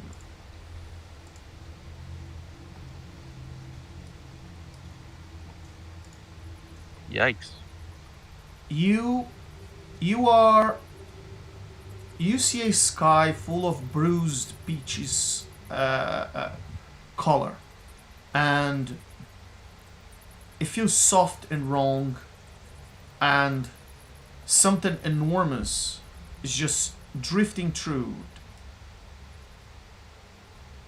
and it has such a weird shape. It feels like you can't even process what is that. It feels like your mind just can't swallow that now. There is this winged silhouette, but you have wings upside down, and there's a spiral overhead, too thin, too jointed. There is all these threadbare feathers. They're long, they're grasping fingers, and they are cradling a ring of bones like a broken halo on its head, and its face is a hollowed skull mask wrapped in tendrils, and beneath its ribs you glimpse a slick pulsing brain exposed to the wind, beating in time with your own panic as you start to hyperventilate. You are trying too hard to understand what you are looking at, and for all you can tell, this is in the next layer of the far realm that you've teleported to. And you don't even know what it is. How do you even fight something like this? The thing doesn't chase you. It just keeps orbiting around you slowly and patiently, staring at you as if you were already caught in its gravity. And when it finally turns its hand, you just feel like this thump in your ears, as if pressure from high altitude, and the world just quiets down, and you realize that that ring of bones isn't a crown at all, it's like a collar. And the next thing you feel is like this gently, almost lovingly unmaking of your body. You notice your arms start to spread into threads, as if someone was pulling on one end and unmaking your flesh.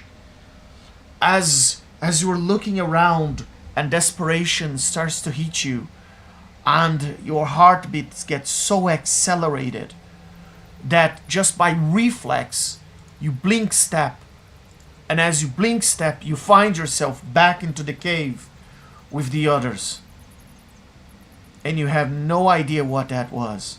Was that a dream? Was that real? Is that the other layer? You are frightened.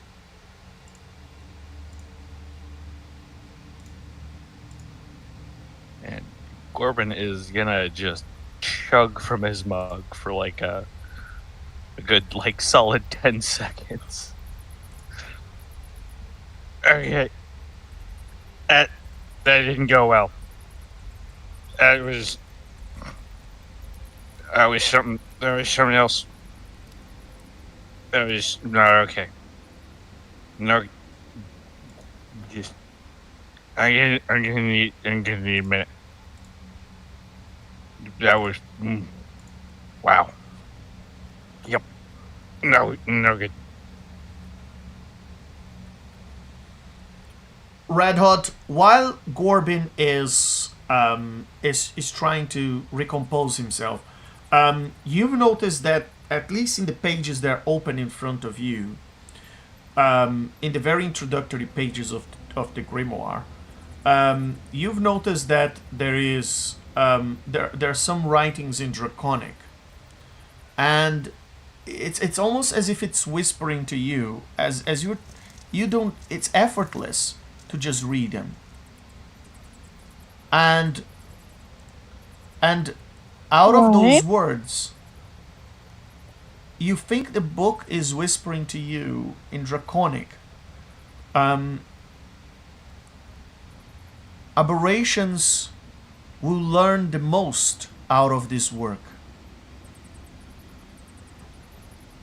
And you find that wording quite strange, but I mean, you have a spell in your arsenal that it makes you think that perhaps it would help to read this book if you just turned everybody into an aberration creature type. That's what you draw from those whispers from the book. That's the conclusion. You just that suggestion just appears in the back of your mind.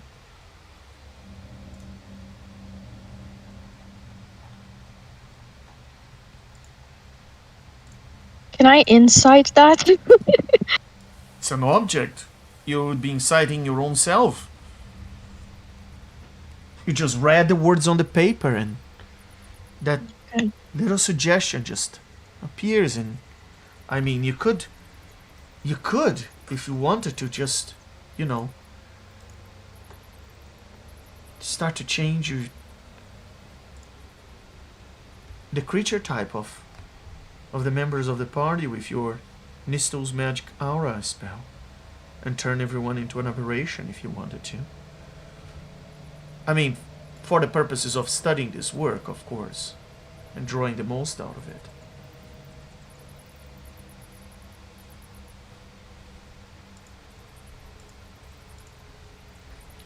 Grunge, Malefactor, you're looking at Gorbing and he's trying. I mean, he casts comprehended language. Then he teleported. Then he teleported again from 1 centimeter to the centimeter to his left, and then he teleported again to a centimeter. You think something is glitching in Gorbing's mind, and now he's drinking profusely, and you've noticed that he's just something is not working right. Malefactor, you see some words in Inferno as well in the book, and Grunge. You are seeing all of this, and you're looking at the book, and it doesn't seem anything special. It just looks like very old pages written with very thick ink, and the book still has that glowing aura around it, but that eldritch-like aura around it. But you don't see anything special. You don't understand why Gorbing would react like that.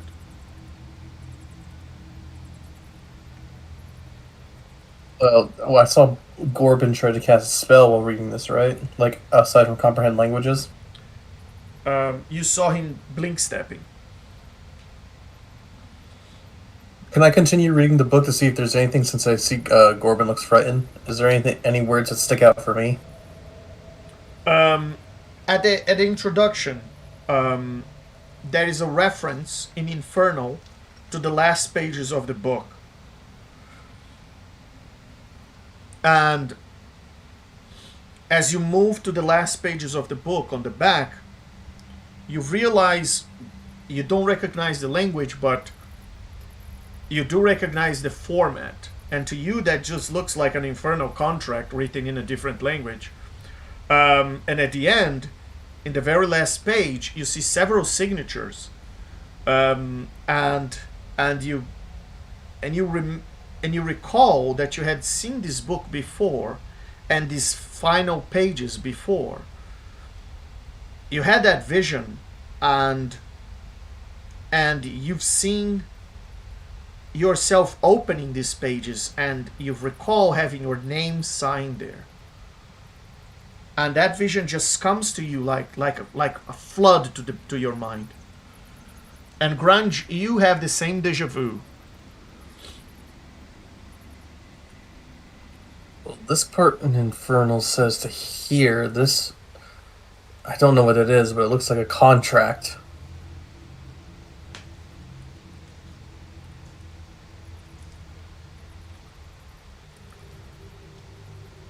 Is it like calling us to like do something, Legend, like the book? I know we get visions of it. The vision. I don't know if last time if someone touched the book. The last time you had a vision about this book, your vision showed your name signed on the back on the final page. It's not signed yet. So maybe it was a vision of the future. You remember how powerful you were in there.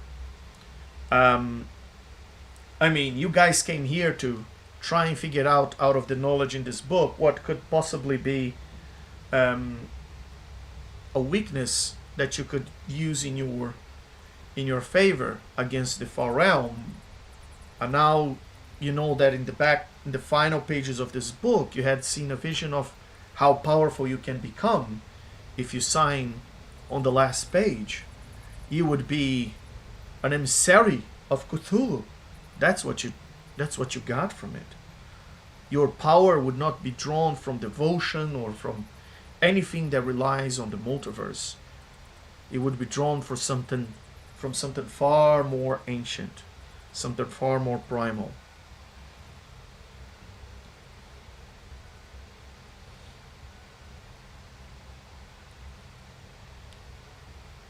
While I'm reading that, what else are you guys doing?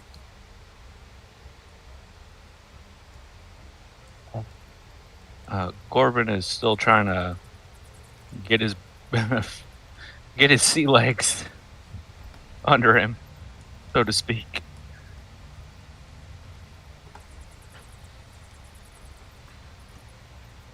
I say, what did it say for you, Corbin? I know you read it first. I saw there was a. It was he had wings and a brain and this, and it made sounds in my brain that weren't so good. Terrible sounds. It is everywhere. Just flapping around. Not good. It's still out there, I think. But I can't see it just now. Which is good, I think. Because if I can't see it, maybe it can't see me. Just gotta watch that. Well, I'll give you a minute. Do you think you can give me the ability to read this book? I only got to read like parts of it. It's Just not how the magic works as you with a rune. Or use a rune. You need to take a little nap or take some time to re-etch the rune to make this spell again, to do this spell again. And I can do it multiple times. I can re-etch the runes because it says, but it takes time. Takes time to re-etch the runes. I look over then to the other two and says, is there anything that you guys see? I read this part in Infernal, but there wasn't really anything else.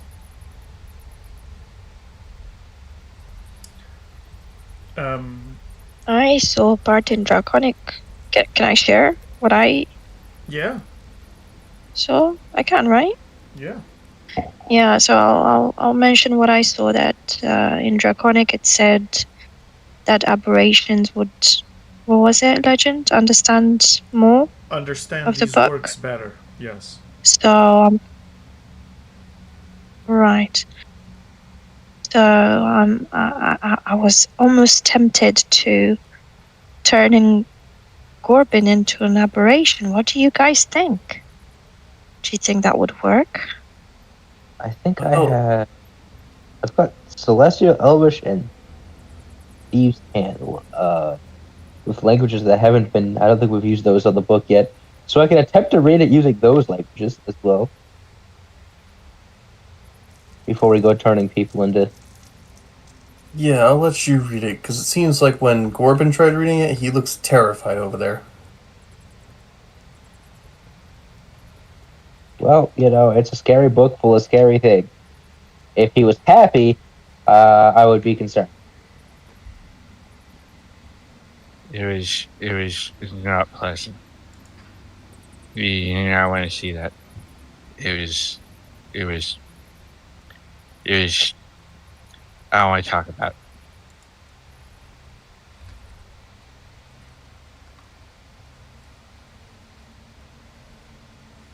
So, Gorbin's been off on his first attempt to read this book, and you guys are just in the first pages.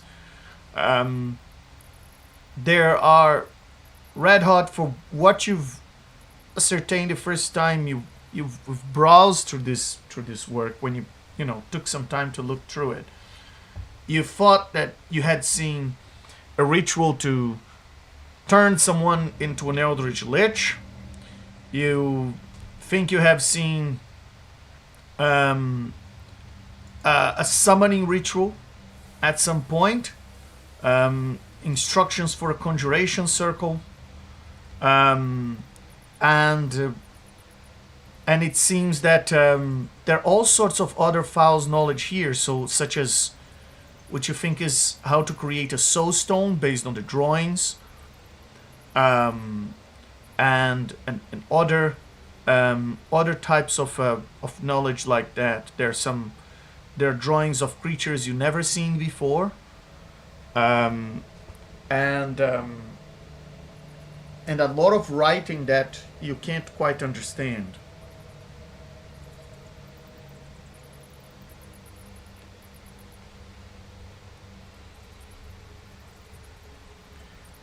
And Gorbin, one more thing. Roll a sanity save for me. Sanity check. Sanity save.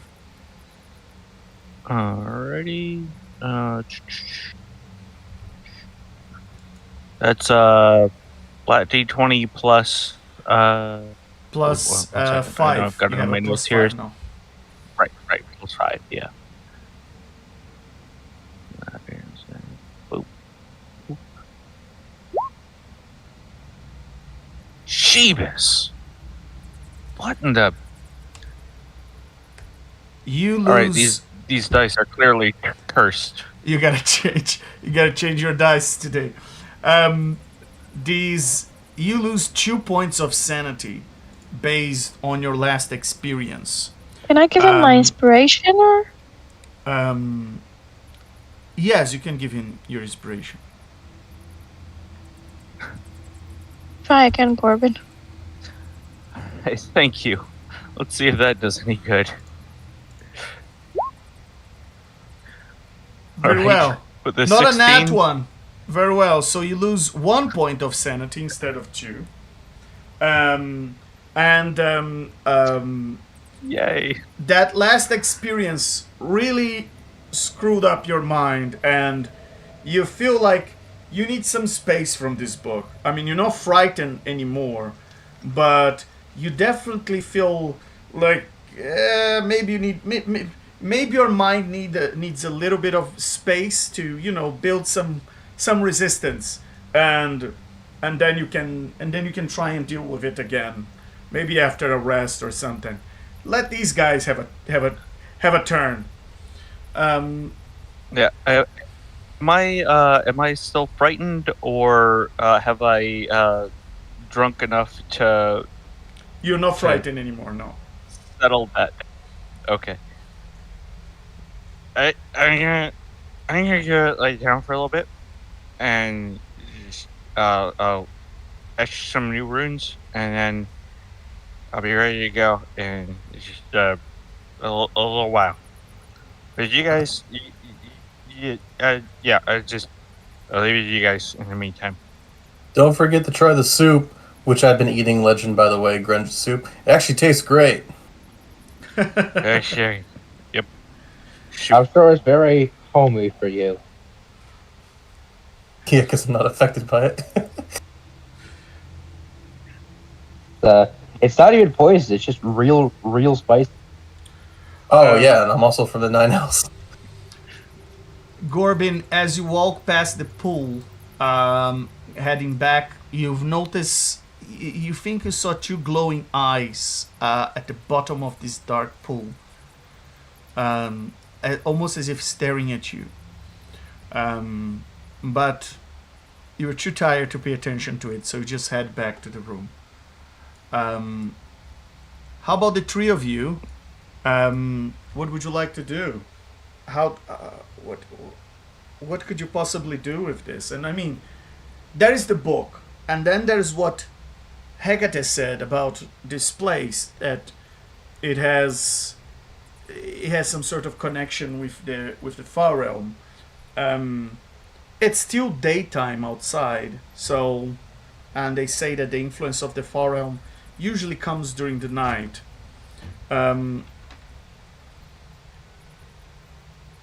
Anything you would like to do to this book? And then I'll go to Red Hot and go like, well, Gorbin is tired. Do you still want to do that aberration idea?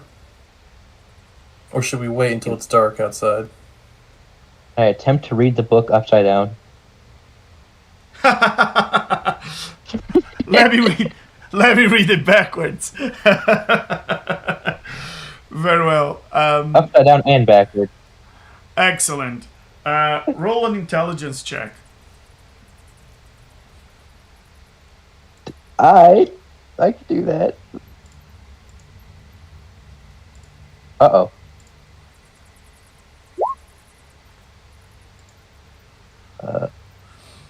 16. Very well. As you Plus, plus what? I said, +1 intelligence is really putting in a lot of work right there. Very well. So, you've noticed that the ink in this book, first of all, is Devil's Ichor. At least the majority of it. The pages that seem the newest ones. There seems to be other types of ink, but Devil's Ichor has a particular scent to it. That well, at this point, Malefactor doesn't smell that anymore, because he's been around for so long, that around devils for so long, that at this point he's desensitized to the smell. But you just been around Malefactor enough and Nine Hells enough to notice that very distinctive scent of Devil's Ichor. You've noticed that there are several rites that are described in this book. You think that you're just grasping things here and there, and there's a lot of drawings, schematics and things like that. And you think that they have something to do about how to achieve immortality in undeath. There's a part that talks about a soul stone, because you see the drawing of one, and there's definitely some conjuration circle on the book. While you read upside down, there's nothing particularly different about the book that draws your attention. You do get the impression that there is more to this book, and that you are somehow not being able to extract. You are under the impression that that's not all there is to it. You heard Timora saying that there is knowledge in this book that is forbidden, and I mean, so far you only have seen words. There is nothing particular about this book that that would cause you to be concerned, and and yet you just keep finding it curious. There's something about it that somewhat interesting.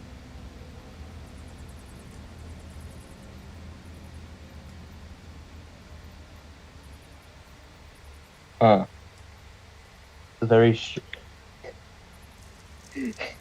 He looks over. He's like, and he'll say it's fighting, and once he said it's fighting, he'll go, you know, it's kind of funny. I got all of this reading it upside down. Upside down. I didn't think to read it like that. And Malefactor, what about you? Are you trying something? Well, we've already tried reading it upside down. We tried each of us reading it. I still asked Red Hot if she's still planning on turning us into an aberration. Yeah, I mean, I think I can only do one of you guys, and it will last yeah. for 24 hours. Is it I don't safe? think all of us need to be an aberration to test if it does anything. So that's fine. The effect lasts for the duration. If you cast a spell on the same target every day for 30 days, the illusion lasts until dispelled. Right, yeah, so it literally, yeah. I'm not sure if I can cut it short earlier, but Well, it's just it's 24 hours. Just keep that in mind. Corbin's gonna so yeah. come back out as well and say to Grunge, I tried a sip of your soup. It's okay. I added a little extra kick to it.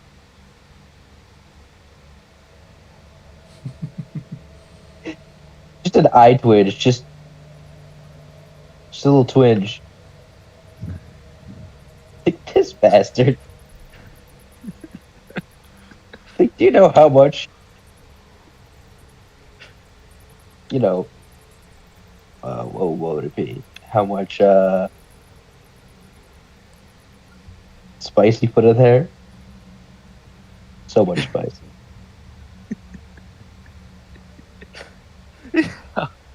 Do you know how dull Corbin's senses are at this point? Yeah, that's an uphill battle. While they talk, I'll ask Red Hat to be like, alright, turn me into aberration then. Let's see if this works.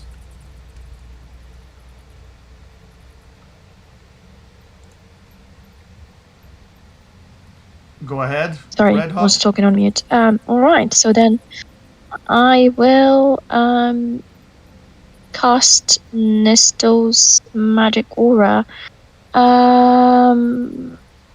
I can spell slot or pact slot. I guess doesn't. Yeah. I can, if someone can put it in the roll 20, because clearly it's just not gonna show up from my account, unfortunately.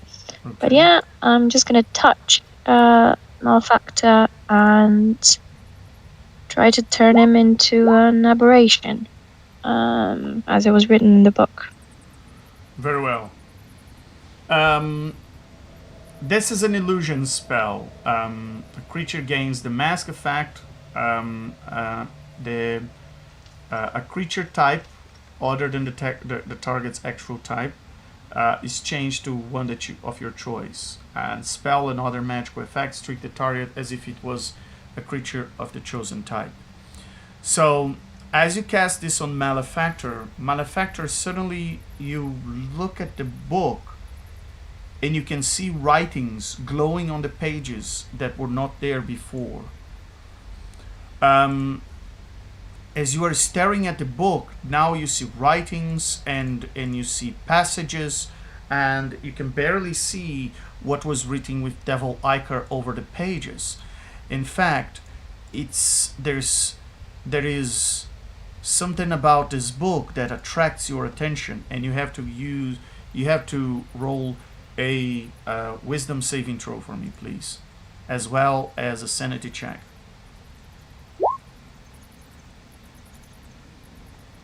Very well, and a sanity check. Okay.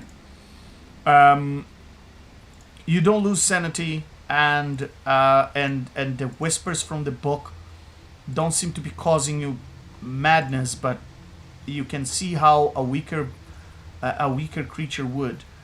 As you turn to the cover of the book, as you just moving the book around, you realize that you can now read the cover.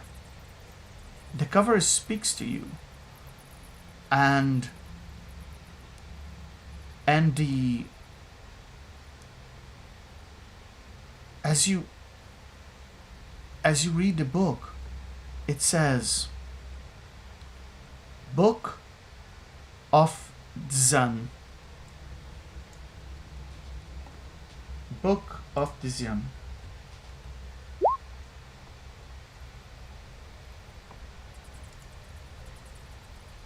And I can see the cover on it. Can they hear me when I'm in aberration form? yes, you're not in aberration form. It just changed your creature type. Yours is exactly the same. It's just that everything else treats you as if you were an aberration. Oh, okay, gotcha.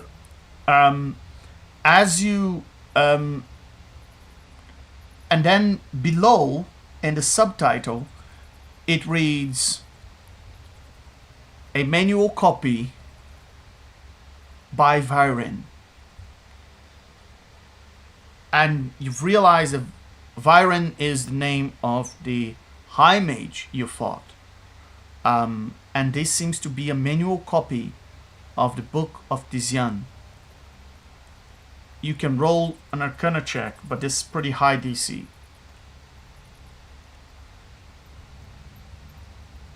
With my nat 1, I got no clue. Never heard about this before, but you thought you were after the Soulstone Grimoire. Do you not have any inspiration or anything?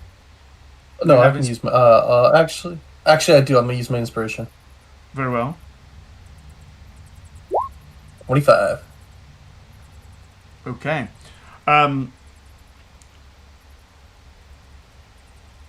As you are familiarizing yourselves with the things from the far realm, and as you are looking at this book, something whispers to you that this was originally a book that was penned by the first civilizations in the multiverse. And it disappeared beneath the rising seas. It says, as you open the first pages, it says to you that it bears insights needed to peer into the secretive realms, but it comes at a cost. This is a manual copy with annotations and marginalia created by High Mage Virai. And you thought you were after the Soulstone Grimoire. But again, you don't know if the name of the book was Soulstone Grimoire. You just know that that's how Belial calls it. No one knows how the book looks like. You think that now that you are an aberration, you can sense the book whispering to you. And you think that you would be able to read it if you decide to attune to it.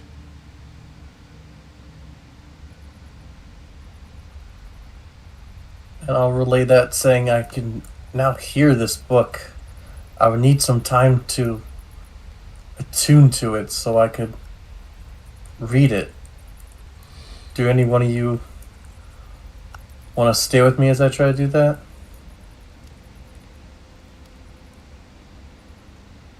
Maybe one of you can write down what I say, or if something happens. Sure. Yep. I can do that. Okay.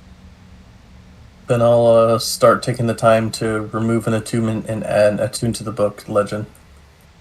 Very well. As you start to attune to the book, you gotta roll a wisdom saving throw and a sanity save again.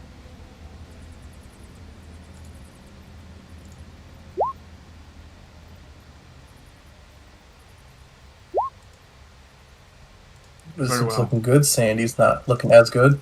You lose a point of sanity. You now have 7 of your sanity. You lose a point of sanity as you attune to this book. It takes him about an hour, guys. For we went and you had your spiked dinner, and Red Hot avoid eating anything that Grunge makes, so she probably just stuck to her rations after the previous experience. Just for a little extra context, when Gorbin said that he spruced that up a bit, he added a little bit of Gorbin's special brew to the pot. So yeah, it's extra not friendly for consumption. Very well. Point. And as after your dinner and after waiting for Malefactor to attune, Malefactor, you feel that the more you try to attune to this book, the more it almost sunk you into it. You felt like your mind was shattering as you were piercing deep into the whispers, and finally you feel that first of all you are flooded with a sense of paranoia, as if now there are secrets everywhere that are beyond your grasp, and you can't bear to think about this. You feel this insatiable curiosity. You feel like if there is a closed door, a parchment covered with strange runes, anything else that holds a secret has this irresistible lure towards you. Now, the Book of the Sun, as you start to read, is once you are attuned. Oh, and by the way, you gotta roll an Arcana check for me as an attunement check. That's right, exactly 20. what you needed. That's exactly what you needed. As you attune to it, you feel the book speaks to you and almost curses you to stay attuned to it. While attuned, you can see invisible creatures around you, and that lets you see more whistlers around you than you had seen before. You're now under the impression What about my true sight? They were not there before. So now you look at the mists, and these are the properties you learn about the book. This is what the book is granting you. It allows you to see visible creatures because you just attuned to it, and you look around you and you start to see all these whistlers that were not there before, and they're all staring at you from the mists, all in the corners of the room, and there are about half a dozen of them. You suddenly feel like you can read in abyssal and infernal and in deep speech, and you can write as well in those 3 languages. You can also cast now guidance, detect magic, locate object, fly, divination, contact deity, and call deity. All these spells appear to you as if they were prepared. You feel like you could find secret doors and secret objects by simply touching. And you can find secret compartments by simply touching an object. And as you look at the book and you touch its pages, you realize there's secret language in that page that you cannot see, and that annoys you. You have a plus 15 on insight to discover secrets, and your DC of your spells gain a plus 1 bonus. You have advantage on insight checks. If your check result is 20 or higher, you learn a secret about any creature you are inciting. This benefit applies only once per creature. And however, when you encounter a creature you've never seen before, you must roll a d20 at the start of each of your turns. On a 10 or higher, you can only use your action that turn to study that creature and learn everything you can about it. Once you do so, you no longer need to make this roll when that creature is present. This drawback applies to a general type of creature. So if you encounter a Hydra, this drawback would apply, but it would not affect if you encounter different Hydras. So in the future, so it's like per category of creature.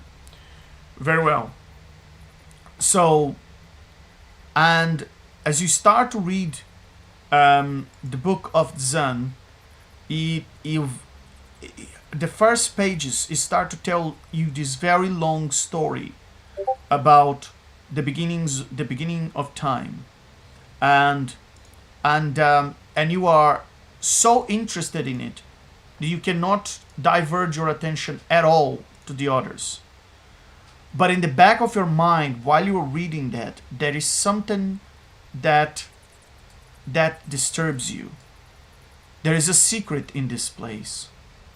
There is a secret magic item here.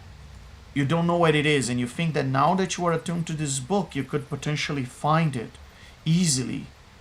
There's also that dark void water. You don't know that liquid. You don't know what it is.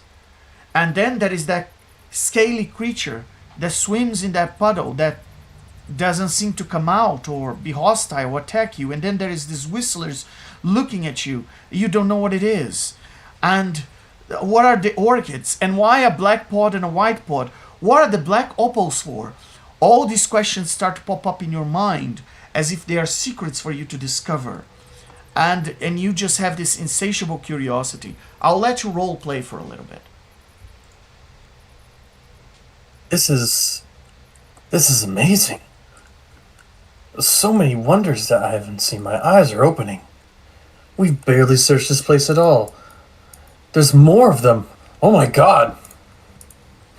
How does that say? Just when we thought that little entrance and those little items red hot. I feel like there's more to this place than it can be. And this book gives me the power to see that. You know, you said when you held this book, did you feel anything similar?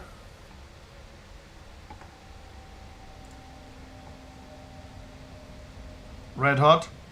If you're talking, we can't. Yeah. Can you hear me now? Yeah, I did, but I think you're seeing much more than me for sure. I can see a lot more of those whistlers, and this book keeps telling me things. I feel like we should go back to the tree. Come. Grunge, Gorbin, come with us. We found a few things, but I think there's more to it in that area. Okay. And I'm going to pick up the book and I'm just going to start walking. It says, let's go over to around this corner. And Gorbin is writing down literally every word that comes out of Malefactor's mouth as he speaks. So as we get to this hallway and I get back to this room again with them following me, Legend, do I see anything different in here now? You see so many things you want to touch. What happens if you touch that crystal? Do you discover its secrets? What if you touch this water? Do you discover its secrets? What if you touch the tree? What about the pods? You feel that the things you touch would reveal their secrets to you, and well, starting with this water, what is up with this dark void water? There's got to be a history to it. In fact, roll a wisdom saving throw to contain the urge of touching that water. You can fail automatically if you want to as well. Looks like I'm failing it. Gorbin, you see Malefactor approaching that water. Malefactor, you've put the book to the side and you grab your hands and you can't see your reflection in the water, and you go on your knees and you reach out with your hands to touch that water, and as you touch the water, the darkness start to climb up your arms and all the way to your body. Gorbin, you, Grunge, and Red Hot, as you are standing there at the entrance of the cave, you see Malefactor touching the water, and you see the water just climbing through him, as if it was crawling through his body. Malefactor, you're trying to understand, and suddenly you can see so much. So many secrets. Gorbin, Grunge, Red Hot, what you see from outside is the eyes of Malefactor just go slate black, as void as the water. The water's climbing through his body and starting to cover every patch of skin, every part of his body, as like a goo, just covering him like a new skin. And Malefactor, as it covers you, you can see. Your eyes can see so much. As you hear Malefactor saying a bunch of sounds that don't make any sense to the three of you, and you've noticed that he's talking things, Gorbin, that supposed to sound like secrets or things that he's seen, but he's talking in a language you don't understand. And Malefactor, you see so much. You've learned so much. You just want to grasp more and more. Your thirst is insatiable. So much so that Gorbin, as you approach him, suddenly, in a blink of an eye, Malefactor splashes to the ground as a puddle of the green water, and then slowly sips into the biggest body of dark liquid, and it mixes itself into it, and he disappears.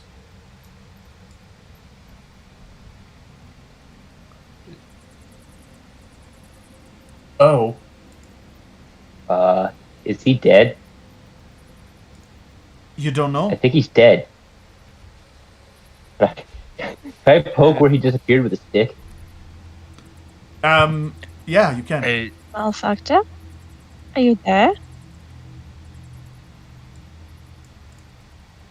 I don't. That did not look good.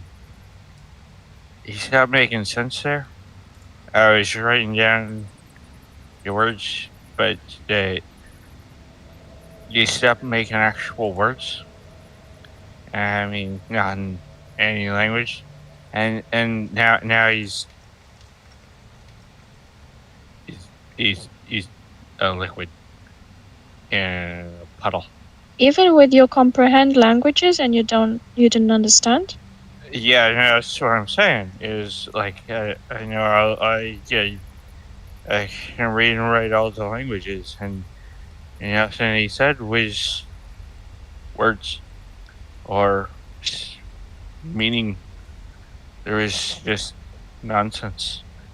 It's just and then he was just puddle. Just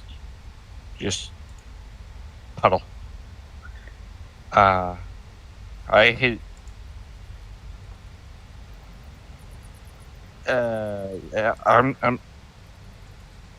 I tried resurrection, but given the circumstances, I'm not sure how feasible that's gonna be. Cause she's all mixed in there. That's gonna be a whole thing. That's gonna be a lot. Oh, that's just not like it. That is messy. Messy. And on that messy note, I'll conclude this session here. For all of you following us and following the stream, thank you so much for being with us and watching our stream. It's a pleasure having you here. And we'll have a little hiatus, but we'll be back with Gods vs. Eldritch Horrors Season 2 in a couple of weeks. Thank you all for watching,